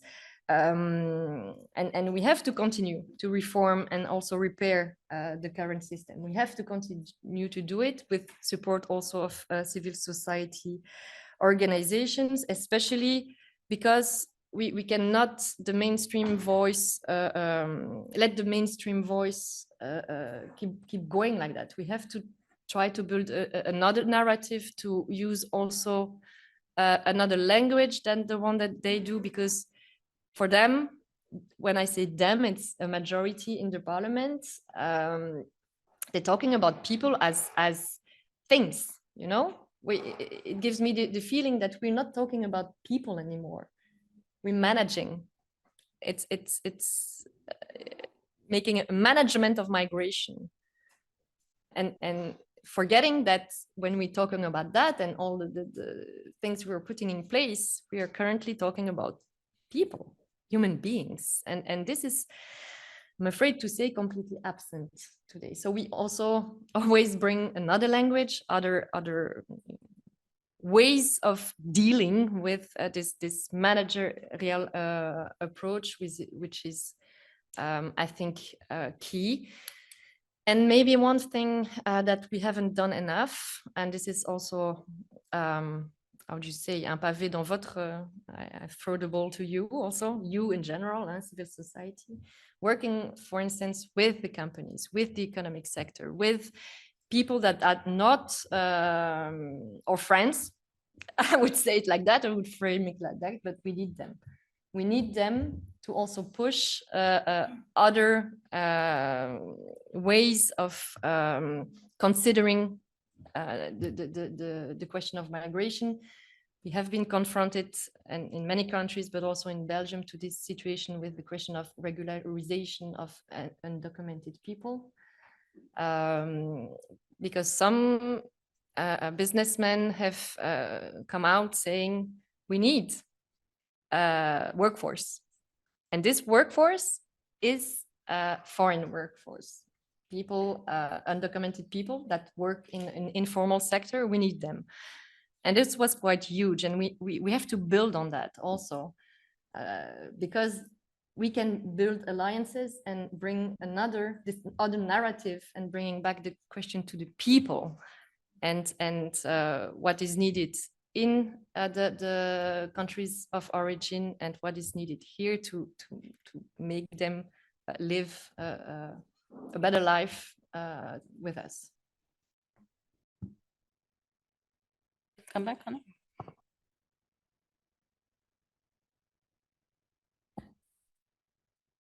Challenge your language of choice, because when you say manage and repair, actually we need to dismantle the whole system.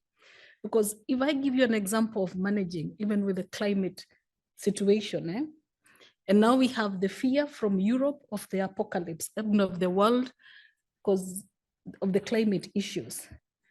But Europe is so busy building externalized borders. Will these borders help Europe when it comes to climate change? Because those are some of the things, when you talk of management, you have to look at critically, And when we talk about this issue of loss and damage, because it's a whole topic of reparations, from slave trade to colonialism to everything. It's real reparations. So when we change this topic, this language of reparations to loss and damage, actually there's more loss happening because people are being displaced in our countries to have forests, to, this carbon fossils bullshit, And this land that is being taken by, from Africa, another division of Africa, global South, people cannot even plant their own food to grow. Basic things. And when we talk about repairing and managing, it is not the language that we want to hear, because apocalypse has happened in our countries so many times. We have so many phases of apocalypse, but now the apocalypse in Europe is threatening. And again, I talked about fear. The fear, how white people respond to fear is by aggression, and we are the people facing that aggression. So I think this language is difficult for us to even, listen to it. It's more scary, as much as I know you're working on the best that you can. Yeah. Don't take me wrong when I say management, it's what I denounce. It's the current way of a majority to deal with migration files. This pact on migration and asylum that is almost being negotiated. They're supposed to conclude on the 7th of December. Is a managerial approach when we, the Greens, are fighting for a human-based approach. The pity is to say, sadness, I want to cry every time I have to negotiate on Eurodac, and when I see the global evolution of, I don't understand how it is possible that human beings around the table that are not, how would you say, impacted by their policy making are making such choices. Because I tend to think that they don't see the people behind and the people that will be badly impacted by their lawmaking. I don't know what it is about. Many of them don't even know the reality on the ground. I've never been to the borders to see what's happening and if what you people denounce and try to put light on is real or not, right? Some people put that in question in the parliament. Supposed to be educated people that have traveled around and that still tend to deny the reality of migrant people. In trade file, the general scheme of preferences, I don't know if you're familiar with that, but it's a trade-related file that is currently blocked because the council, the member states, want to introduce a migration clause. This migration clause is foreseeing that if the partner country doesn't take migrants back, then the country will not access the preferences, the tariff preferences and trade market preferences foreseen by the deal. That is how it goes. So they don't obtain something through asylum and migration legislation. They try to push it in other files, related files, and now trade. And the same kind of things and shit happens also through development cooperation tools. That's how worse it is. And so that's why we need to be vigilant at not only in LIBE related files, but in actually every policy field of the EU, because somehow they try to push that through. And then talking about loss and damage is also about pushing the global north to acknowledge and to recognize its historical responsibilities. And this is also what is needed today, because we are still considering that we have no debt towards the rest of the world, which is not true. We have a huge responsibility to assume, and also to support and to accompany other countries, not only to impose them our own rules, but also to make it possible to build partnerships and to work together. But many of my colleagues in the parliament do not want to see the reality of the consequences of our policies, including in trade, on the ground in the partner countries. They don't want to see that our trade agreements, investments contribute to deforestation, to more drought, to the global warming and the consequences for the people on the ground. And this is the problem. We know it's a global approach that we need, but many of the lawmakers don't see the links between migration, or they don't want to see them, right? Between migration and other policies that have adverse impact and that trigger people to flee and to leave their homes. So I have a lot of questions for you both here, because one question is, right, we've talked about non-impacted people making decisions about us and not being impacted, and therefore the harm is irrelevant and perpetuated. That's one thing. So first question is how to make people feel impacted, how to challenge the question of also interest in these harms. And I think that's one question specifically also to people working in the political space inside these arenas. Like, how do you make, especially people in those spaces, how do you make people feel impacted? How do you make people implicated to dismantle, not manage, dismantle the harm that they're creating? That's one first question. The second question, and I think is, well, maybe the second reflection from what you're saying is, both of you have pointed out that the question of migration policy isn't really like a contained policy, right? It's not that we can just talk about the laws that are coming on the table and the harm that they produce, but also how those dynamics have a history and an ongoing dynamic, and how it spreads into many of other areas. We talked in our breakout about the depoliticization of NGOs. And I think maybe one of the examples of the depoliticization of NGOs is the idea that there is concrete topics, migration as a concrete standalone topic. Taking that lens means we will ignore the connections between trade and migration and its roots in colonial history. We will ignore the intersections between policing and migration. So maybe another sort of, even before I ask the question, like I think one like avenue that you've already identified is, how do you challenge silos in the way that we work? Not suggesting that topics are not connected to another, that these issues are not connected, but they're fundamentally all part of the same system of exploitation. And maybe that's one thing that we can already point to as an avenue for change. Stop working in a silo of a particular policy area. So going back to the question there is like, I would like to go to you to sort of like the main point of this panel is like, what do we think are the main avenues for change in this very complex, deep-seated structural space?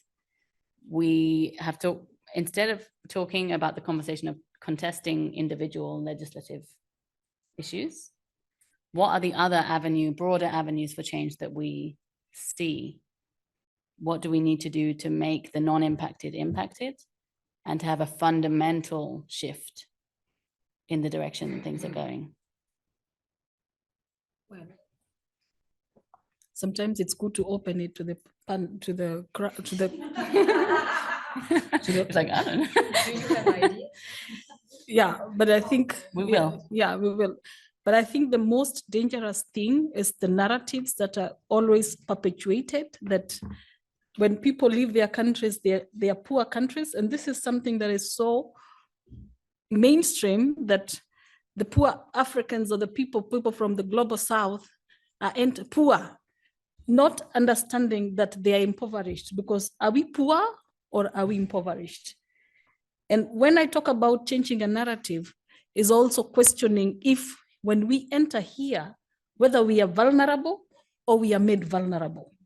Because if we do not understand how language impacts our existence, then we will not even be able to dismantle what is making us not be able to exist. That, for me, that would be the first approach. Yeah. I say dismantle everything. For me, I mean, let's just shut Europe and say, like, go back to factory settings. I mean, for me, that would be the most basic thing. Everything here is not functioning. And it's just a matter of time before people acknowledge it's not going to work. Because migration has been there over, I don't know how many years. But it's always the question of who is migrating. Because when it's the Europeans and everybody white migrating, then they are expats, tourists, investors, or what, you can name all the other names, but NGOs. But then when it is us migrating, you're either a refugee or a migrant, a worker, you know, the language changes. So it's about the narrative and who is going where. Otherwise, migration, even when you build the highest walls are built, it's like chasing the wind. And it will take, it's a matter of time before people realize it's a waste of time, because people will still migrate. And people have survived. People survived slavery, colonialism, even these walls, people will for sure survive.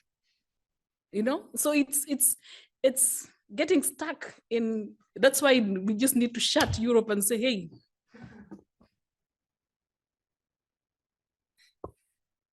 Yeah, valid, very, very valid. But also going a bit deeper into that, no, but it's not incorrect, right? Like it's not about, I think your point is also deeper than, right, like just shutting Europe. It's also about, like, how do you dismantle the project of Fortress Europe? And also asking ourselves, are we doing that by responding to, always in response? Are we doing that actually? It's a question, really. Like, for example, my work, your work on Eurodac, your work too, Saskia. Sorry. Are we doing that dismantling work by saying, we need to put this word here, or we need to add this safeguard? It's a real question. Like, is that the dismantling we need? Is that where we need to spend energy? Yeah, that's maybe a question I would have to you, as well as what do we think are the avenues for change? The thing is that it's always the question also for us being radical in existing system, all right? The Greens and the left are the two political groups the most in favor of a dismantling of Fortress Europe. We fight against Fortress Europe. We want to abolish Frontex. That's our aim. And that's what we are. That's why we are in politics. We also denounce the biggest failure of Europe and the current Commission is migration, obviously. When you look at all policies, I think the Asylum and Migration Pact is the biggest failure when a majority is presenting as a success, a victory, a solution to all our problems, to the death in the Mediterranean, to the crisis, la crise de l'accueil in Belgium and in other member states. And it's not true. Obviously, we know that it is not true. and that the new pact will not bring solutions. The new pact is just legalizing current practices, pushbacks, detention at borders, when they call it, I don't know, it's with you, Louise, that I had this talk, when they call it reception and identification centers. No, they are detention centers. Surveillance of migrants, more and more technology, more and more databases, linking it to internal security and criminalization. This is all what we are fighting against. But, and the reality in the parliaments is that we get a file on our table and then we have to negotiate it. And all the groups are quite in favor of what is proposed by the Commission and supported by the Council, the member states. And so all we can do, we cannot dismantle it. We can amend and saying we want to delete this and this and this, but it will not go through because there's not majority for that. So we can just try to put safeguards, to put other language, other words, other way of apprehending the question, putting more scrutiny. And I want to go to the solutions because this was also part of the question, more scrutiny. And I think in the current system, it's about that. We have no support, no massive support for dismantling. As Greens, we are always put in the corner of open borders. And no problem with that. I mean, I have no problem to say, yes, I'm for open borders. Migration is something historical. We've always lived with migration. It's positive. We can learn from each other. We can build together. We can support each other. It's great. And that's my dream for Europe and for the entire world. But this is far from being the mainstream and the mainstream position of people, right?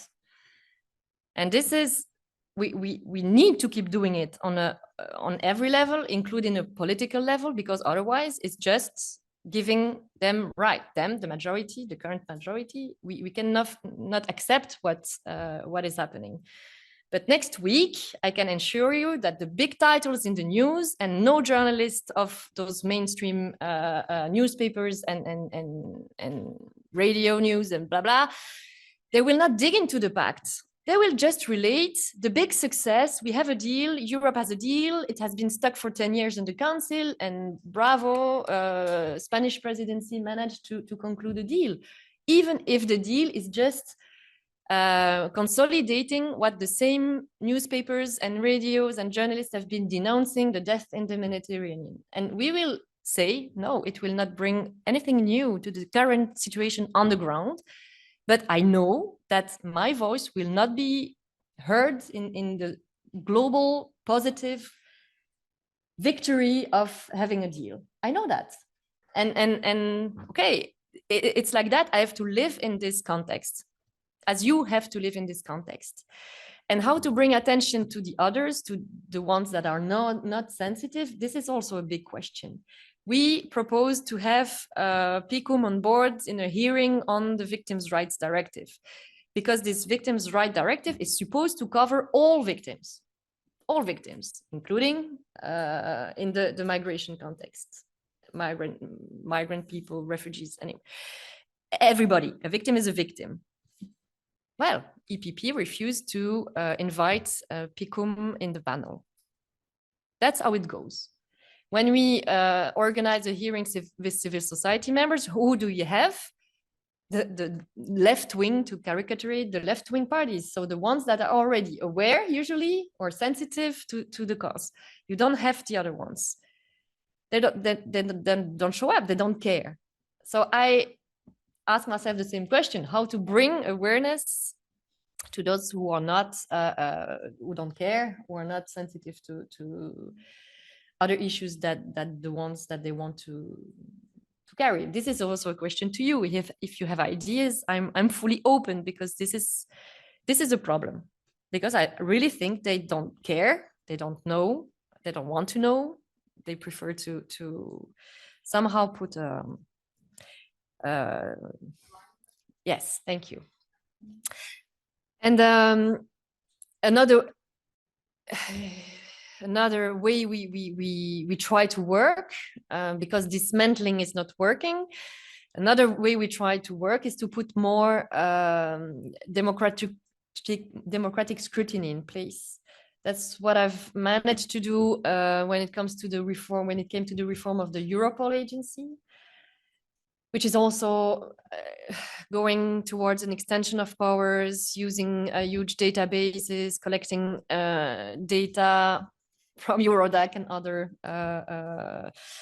databases. And there is a real lack of parliamentary and democratic scrutiny, a lack of transparency, a lack of access to documents, a lack of involvement of civil society when it comes to EU agencies and the work more globally of the EU institutions. But there, we need more parliamentary control, as we kind of have it. It doesn't prevent police violence and others, but police forces are controlled by parliamentary committees that can have daily follow-up and access to documents, etc. At EU level, it's not the case. We have more informal groups that have no legal power to do anything. There's now on Europol a joint parliamentary scrutiny group, and there will be a civil society consultative forum that will help us, that will work with us on the control on Europol. It's totally imperfect, but it's a step, I hope, towards more scrutiny. We have the same issue with Frontex. Frontex is not responsible. Who is responsible for Frontex, actually? The executive director doesn't seem to be responsible. The Commission is not reacting. The parliament is weak. It's weak, although we have a majority to try to put more obligations, safeguards, respect of law at Frontex level. So we have a working group. We have a working group in the parliament. Come on. I mean, this is maybe what we can also build together to push for more public scrutiny, involvement of civil society, along with the MEPs, something more official and more empowered than a working group, but that truly scrutinizes the work of the agencies. But I don't know how to overcome the current situation where the Court of Justice, the ombudswomen, there are many investigations, many conclusions, many decisions on the agencies, considerably on Frontex, and the situation is not evolving. We also see it here in Belgium. The government migration Secretary of State has been condemned thousands of times by the Court of Justice for non-respect of asylum law, and nothing happens. So a government is in an unlawful situation, but there's no follow-up, no sanctions applied, truly applied, and the European Commission is not reacting. This is a rule of law matter. This is a question of respecting court decisions. And the government is sitting on court decisions. It's not barely nothing. It's huge. And so we have many fronts to work on. And I'm afraid when it comes to the rule of law, we are mainly focusing on huge problematics such as the ones that are currently happening in Hungary, that were former happening in Poland. But rule of law is also about what's happening in Belgium, what's happening in the member states that practice pushbacks, violence at borders, non-respect of asylum right at borders. And so it's about Croatia, it's about Greece, it's about Spain, it's about France when they push back at the border with Italy.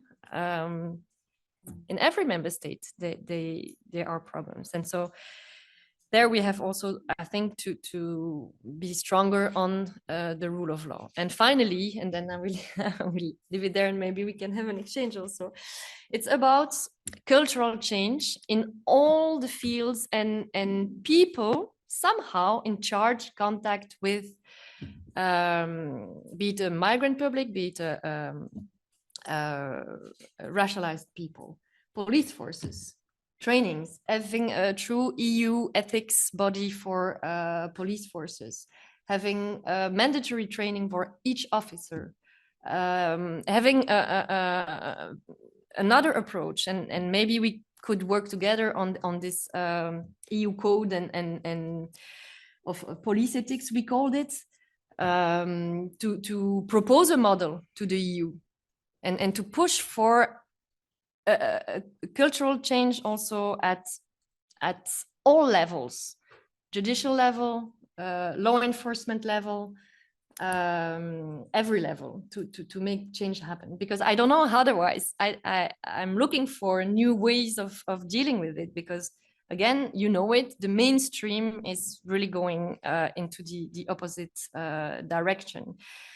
And so yes, training to try to bring structural change at institutional level through public scrutiny, transparency, more accountability, training of all agents, and so on and so on. Maybe NGOs can offer training. I don't know how this can be organized, but to try to work less in silos, as you said, this might be a way of dealing with it. Thank you. Let's go to some questions, but maybe I'll also give like one avenue for change as before we do, because I think we have just heard like quite a lot of actually solutions in there.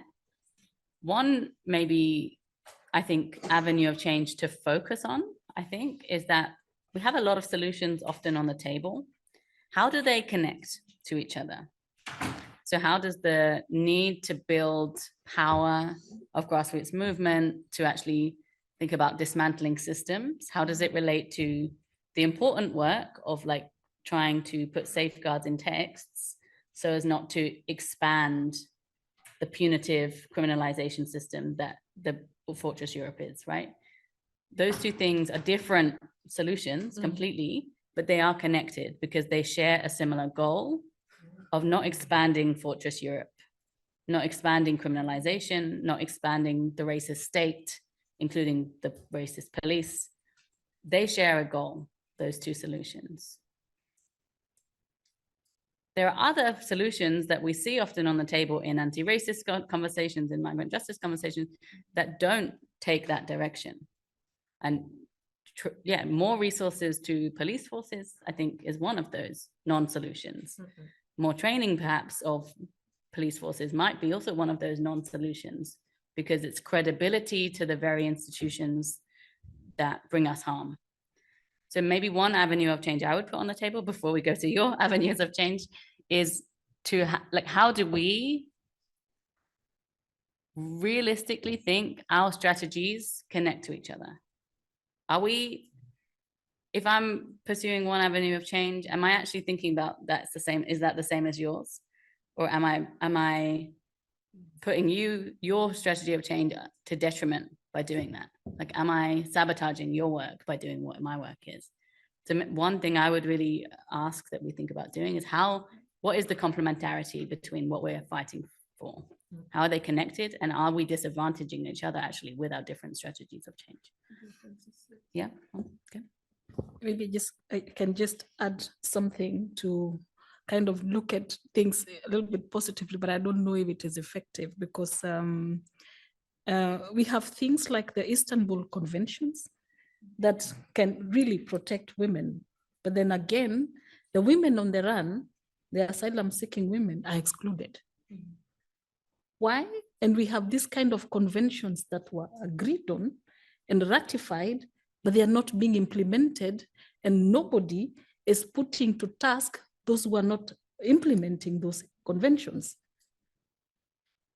We have anti-racist laws and rules that have been put into place, but there is no way to punish racist people, because even before now, the rights of the right wing, and we've had these conversations with our white allies, if there are, to point out, because it's a history of Nazis in their families, there's always silence.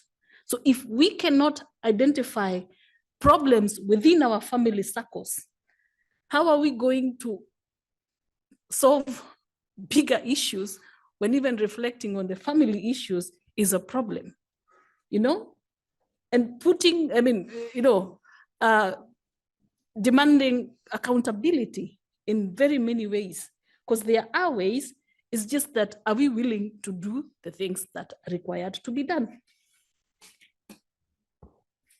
Very good question. Okay, I propose we're gonna go maybe 5 minutes over, so sorry for that, but I propose we take 2 questions from the audience. We're gonna have some reaction and then we're gonna end our day. Laurence, go first, and then we'll take one from the chat.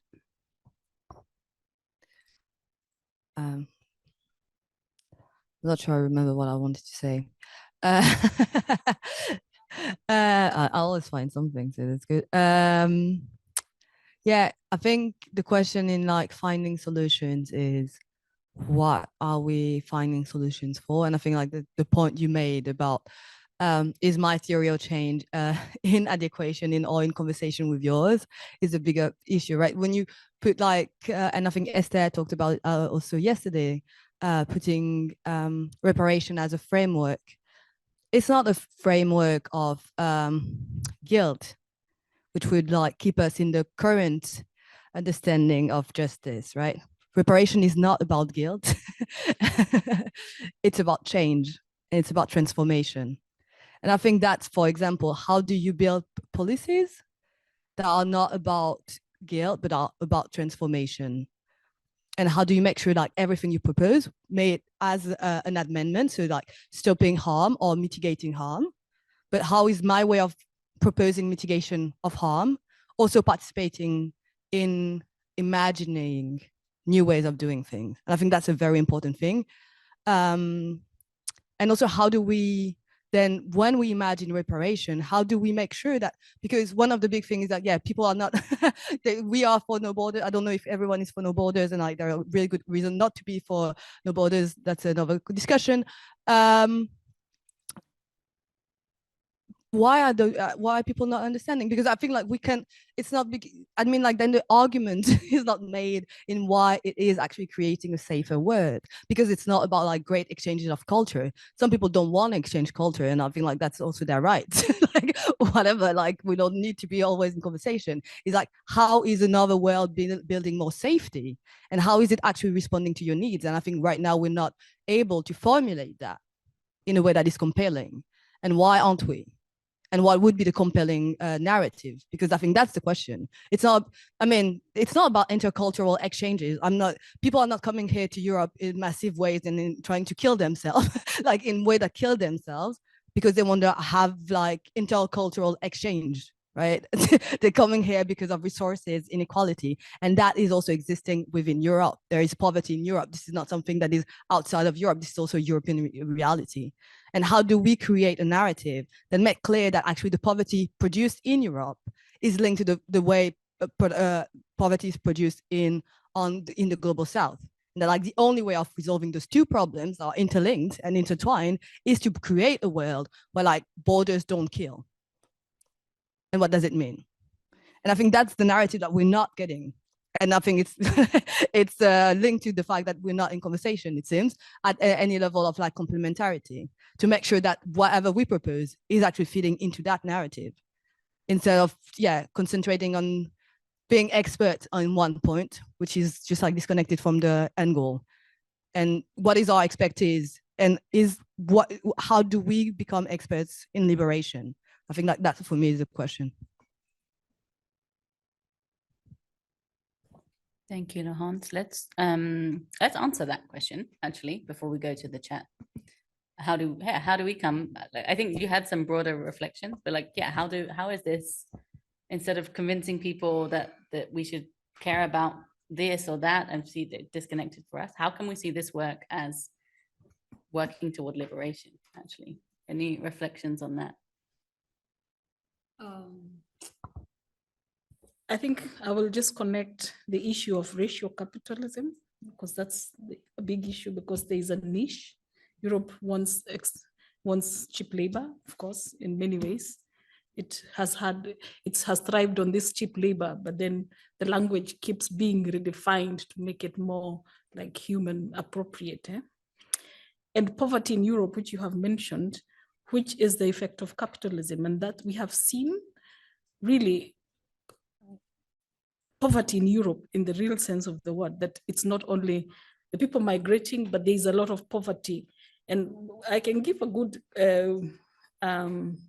example. When I came here, there are things I never used to see in terms of the poverty that is so physical in Europe, and understanding the bigger struggle, which is fighting capitalism in a bigger context. Because if we don't understand what we are dealing with, then we will not understand what we are going to work on. Because it is true now there is poverty in Europe.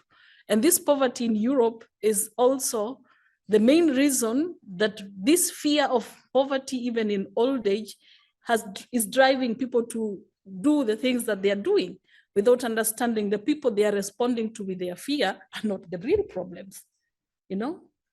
So maybe that's something really to look on.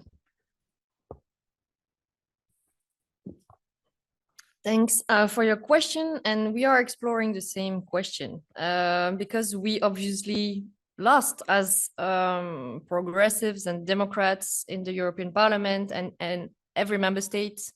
We lost the battle. This is it. We have next week conclusions on a pact that is completely going the wrong direction. It seems that this majority is representing European and worldwide public opinion.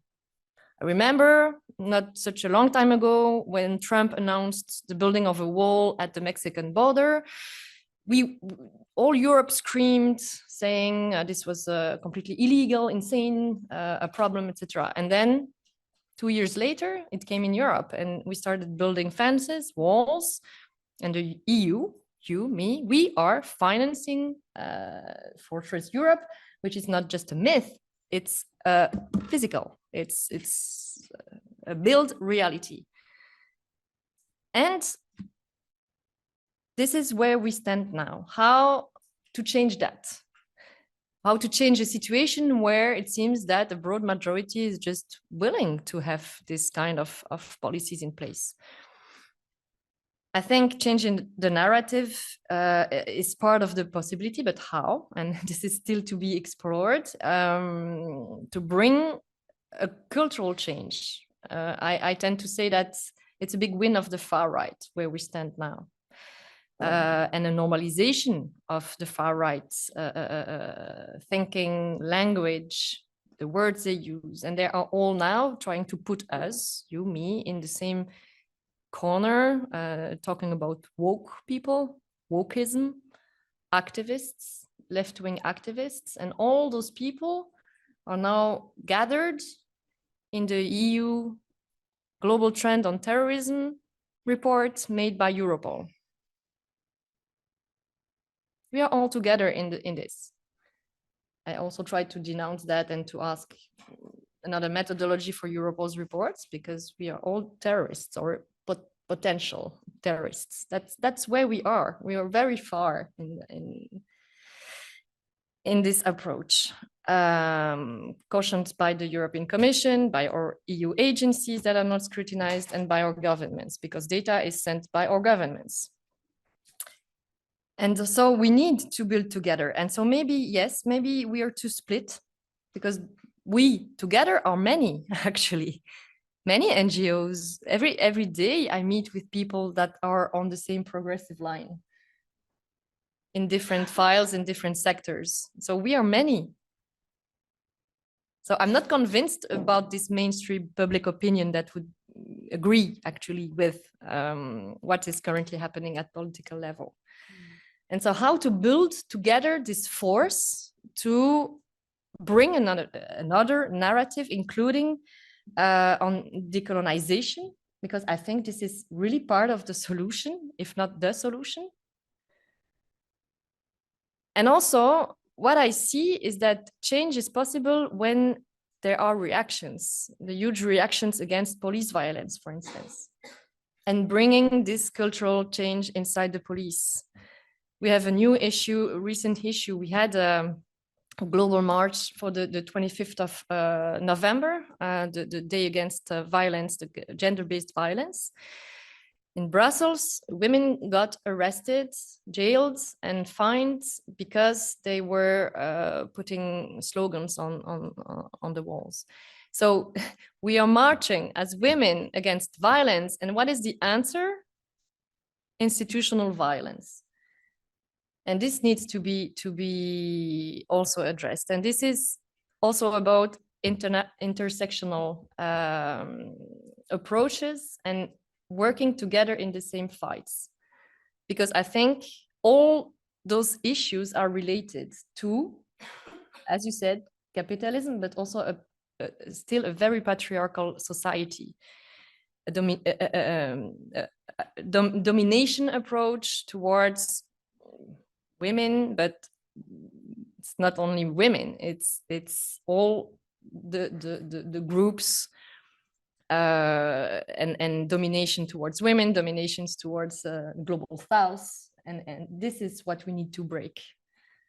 This is what we need to work on all together, and the different movements, civil society movements together. I think we would be stronger together in this fight, but I don't have the key today to say, okay, how can we do that? Is it through a new convention? But then you're right, saying that enforcement of all those conventions, and many laws exist, but it's also about their implementation and enforcement of existing laws, right? And who controls and who sanctions if laws are not being respected. And this remains a problem. That's what I was saying with the non-compliance with the court's decisions in Belgium about asylum seekers, for instance. Government doesn't comply with court decisions, but nothing happens. The minister is still there. But it may look like the migrant people or the refugees are in a situation, but they still are last card, that the demography of Europe, we are still laughing at it. They have no right to be arrogant about migration. And I don't think it's realizing that. The demography. We still have a last card,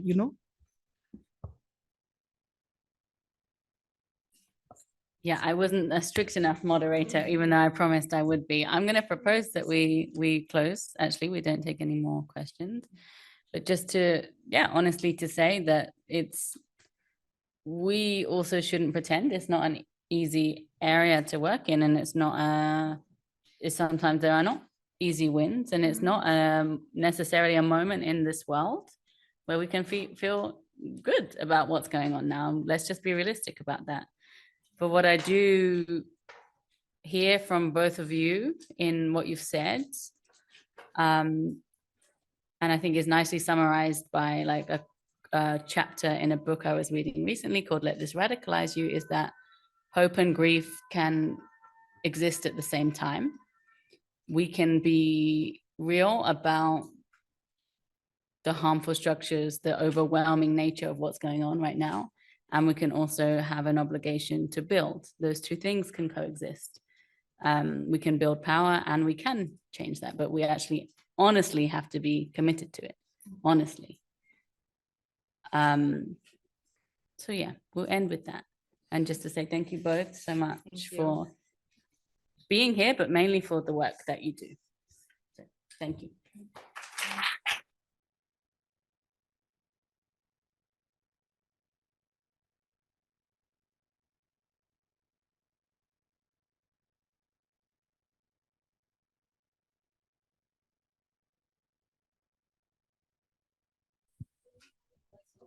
So thank you so much to our final panel. The conversation does need to continue, so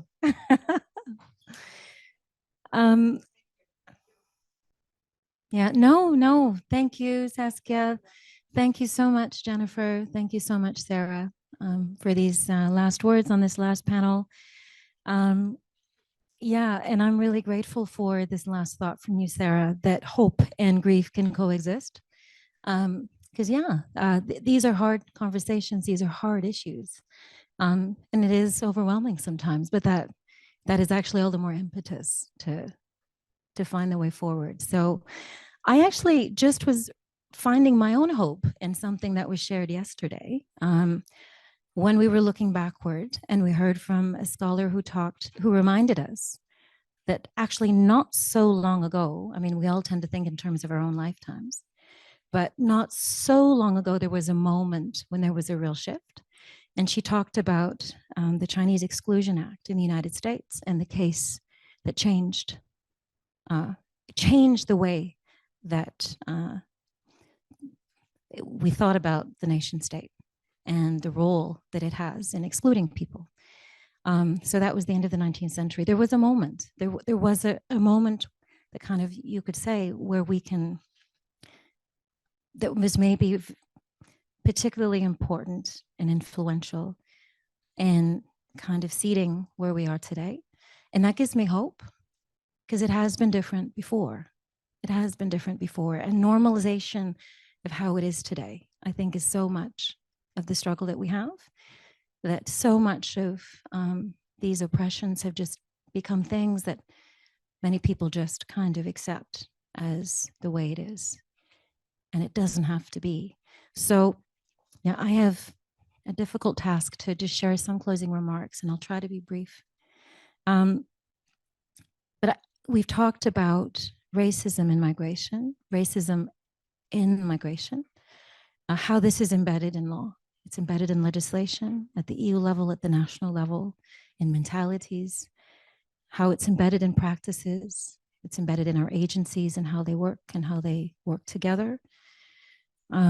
We talked a little bit about looking backwards, the origins of this historically, the links with colonialism. We talked about how it's embedded in practices that we see of surveillance, the use of big data to really enhance the way that the harms of these systems are perpetrated, how we see this baked into practices of racial profiling, of raids. We've heard a little bit about the enormous impact this has on individuals, on communities, on our society. We've talked a little bit about examples of resistance. Those who are documenting, those who are mobilizing, organizing, advocating for change in courts, towards governments locally, nationally. I'm grateful we had our workshops today. I'm really grateful we had a little bit of space to share and exchange on what we need to do, how we can go forward. And for me, there were three things that kind of stayed with me that I just wanted to share. The first thing is exactly what we heard a moment ago, and what I think you were raising also, Laurence, is how do we work across movements? How do we create a shared vision, a shared understanding of struggle, and a shared agenda, a shared narrative about what we're fighting for and against? We can't, that has to be where we start. And the second thing is, how anti-racist approaches not only change the way we look at issues, but it changes the way we look at how we work and how we do things. And it calls us to interrogate a lot of things that otherwise have been normalized. So it calls us to interrogate, yes, laws and policies, but we've heard so much about how it calls us to interrogate our language, how we speak. We heard in our workshop, language that has been normalized in the migration sector around hard to reach people, and how this is just false. This is not about people who are hard to reach. This is often about a sector that actually is very white, and not having connections to communities who actually are concerned. We've heard about maybe even talking differently about certain practices. We call them raids. Do we need to call them kidnapping? You know, do we need to really change the way we talk? And we need to also assess, and this came up in our discussion as well in our workshop, how we actually perhaps are perpetuating these very problematic structures within our own movements and within even the structures of our organizations. So how can we have approaches that actually are interrogating our ways of working? And then the third thing for me, again, we heard in this last panel, is how do we do the necessary work of firefighting? There is an urgency to the now. There are things that need to be responded to right now, while still creating the space to redefine, to reimagine, to create a common vision together. How do we make that space to do that work?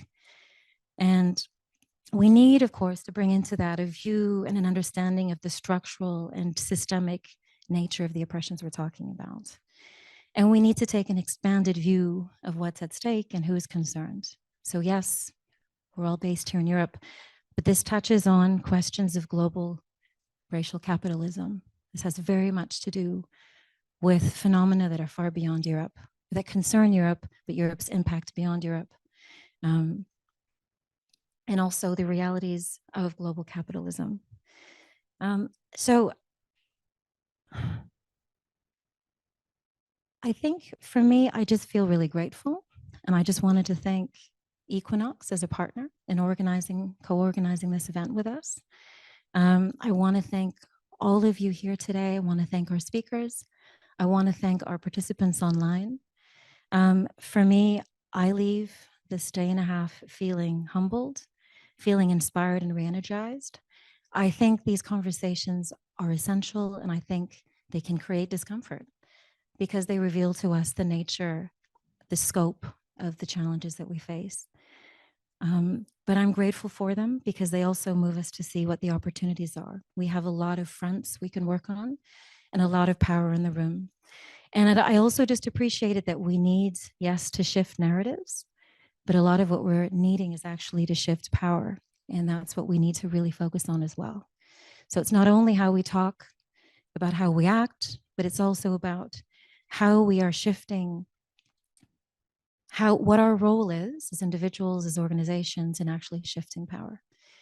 So I really look forward to an ongoing work together. It's going to be a big work, a long-term work.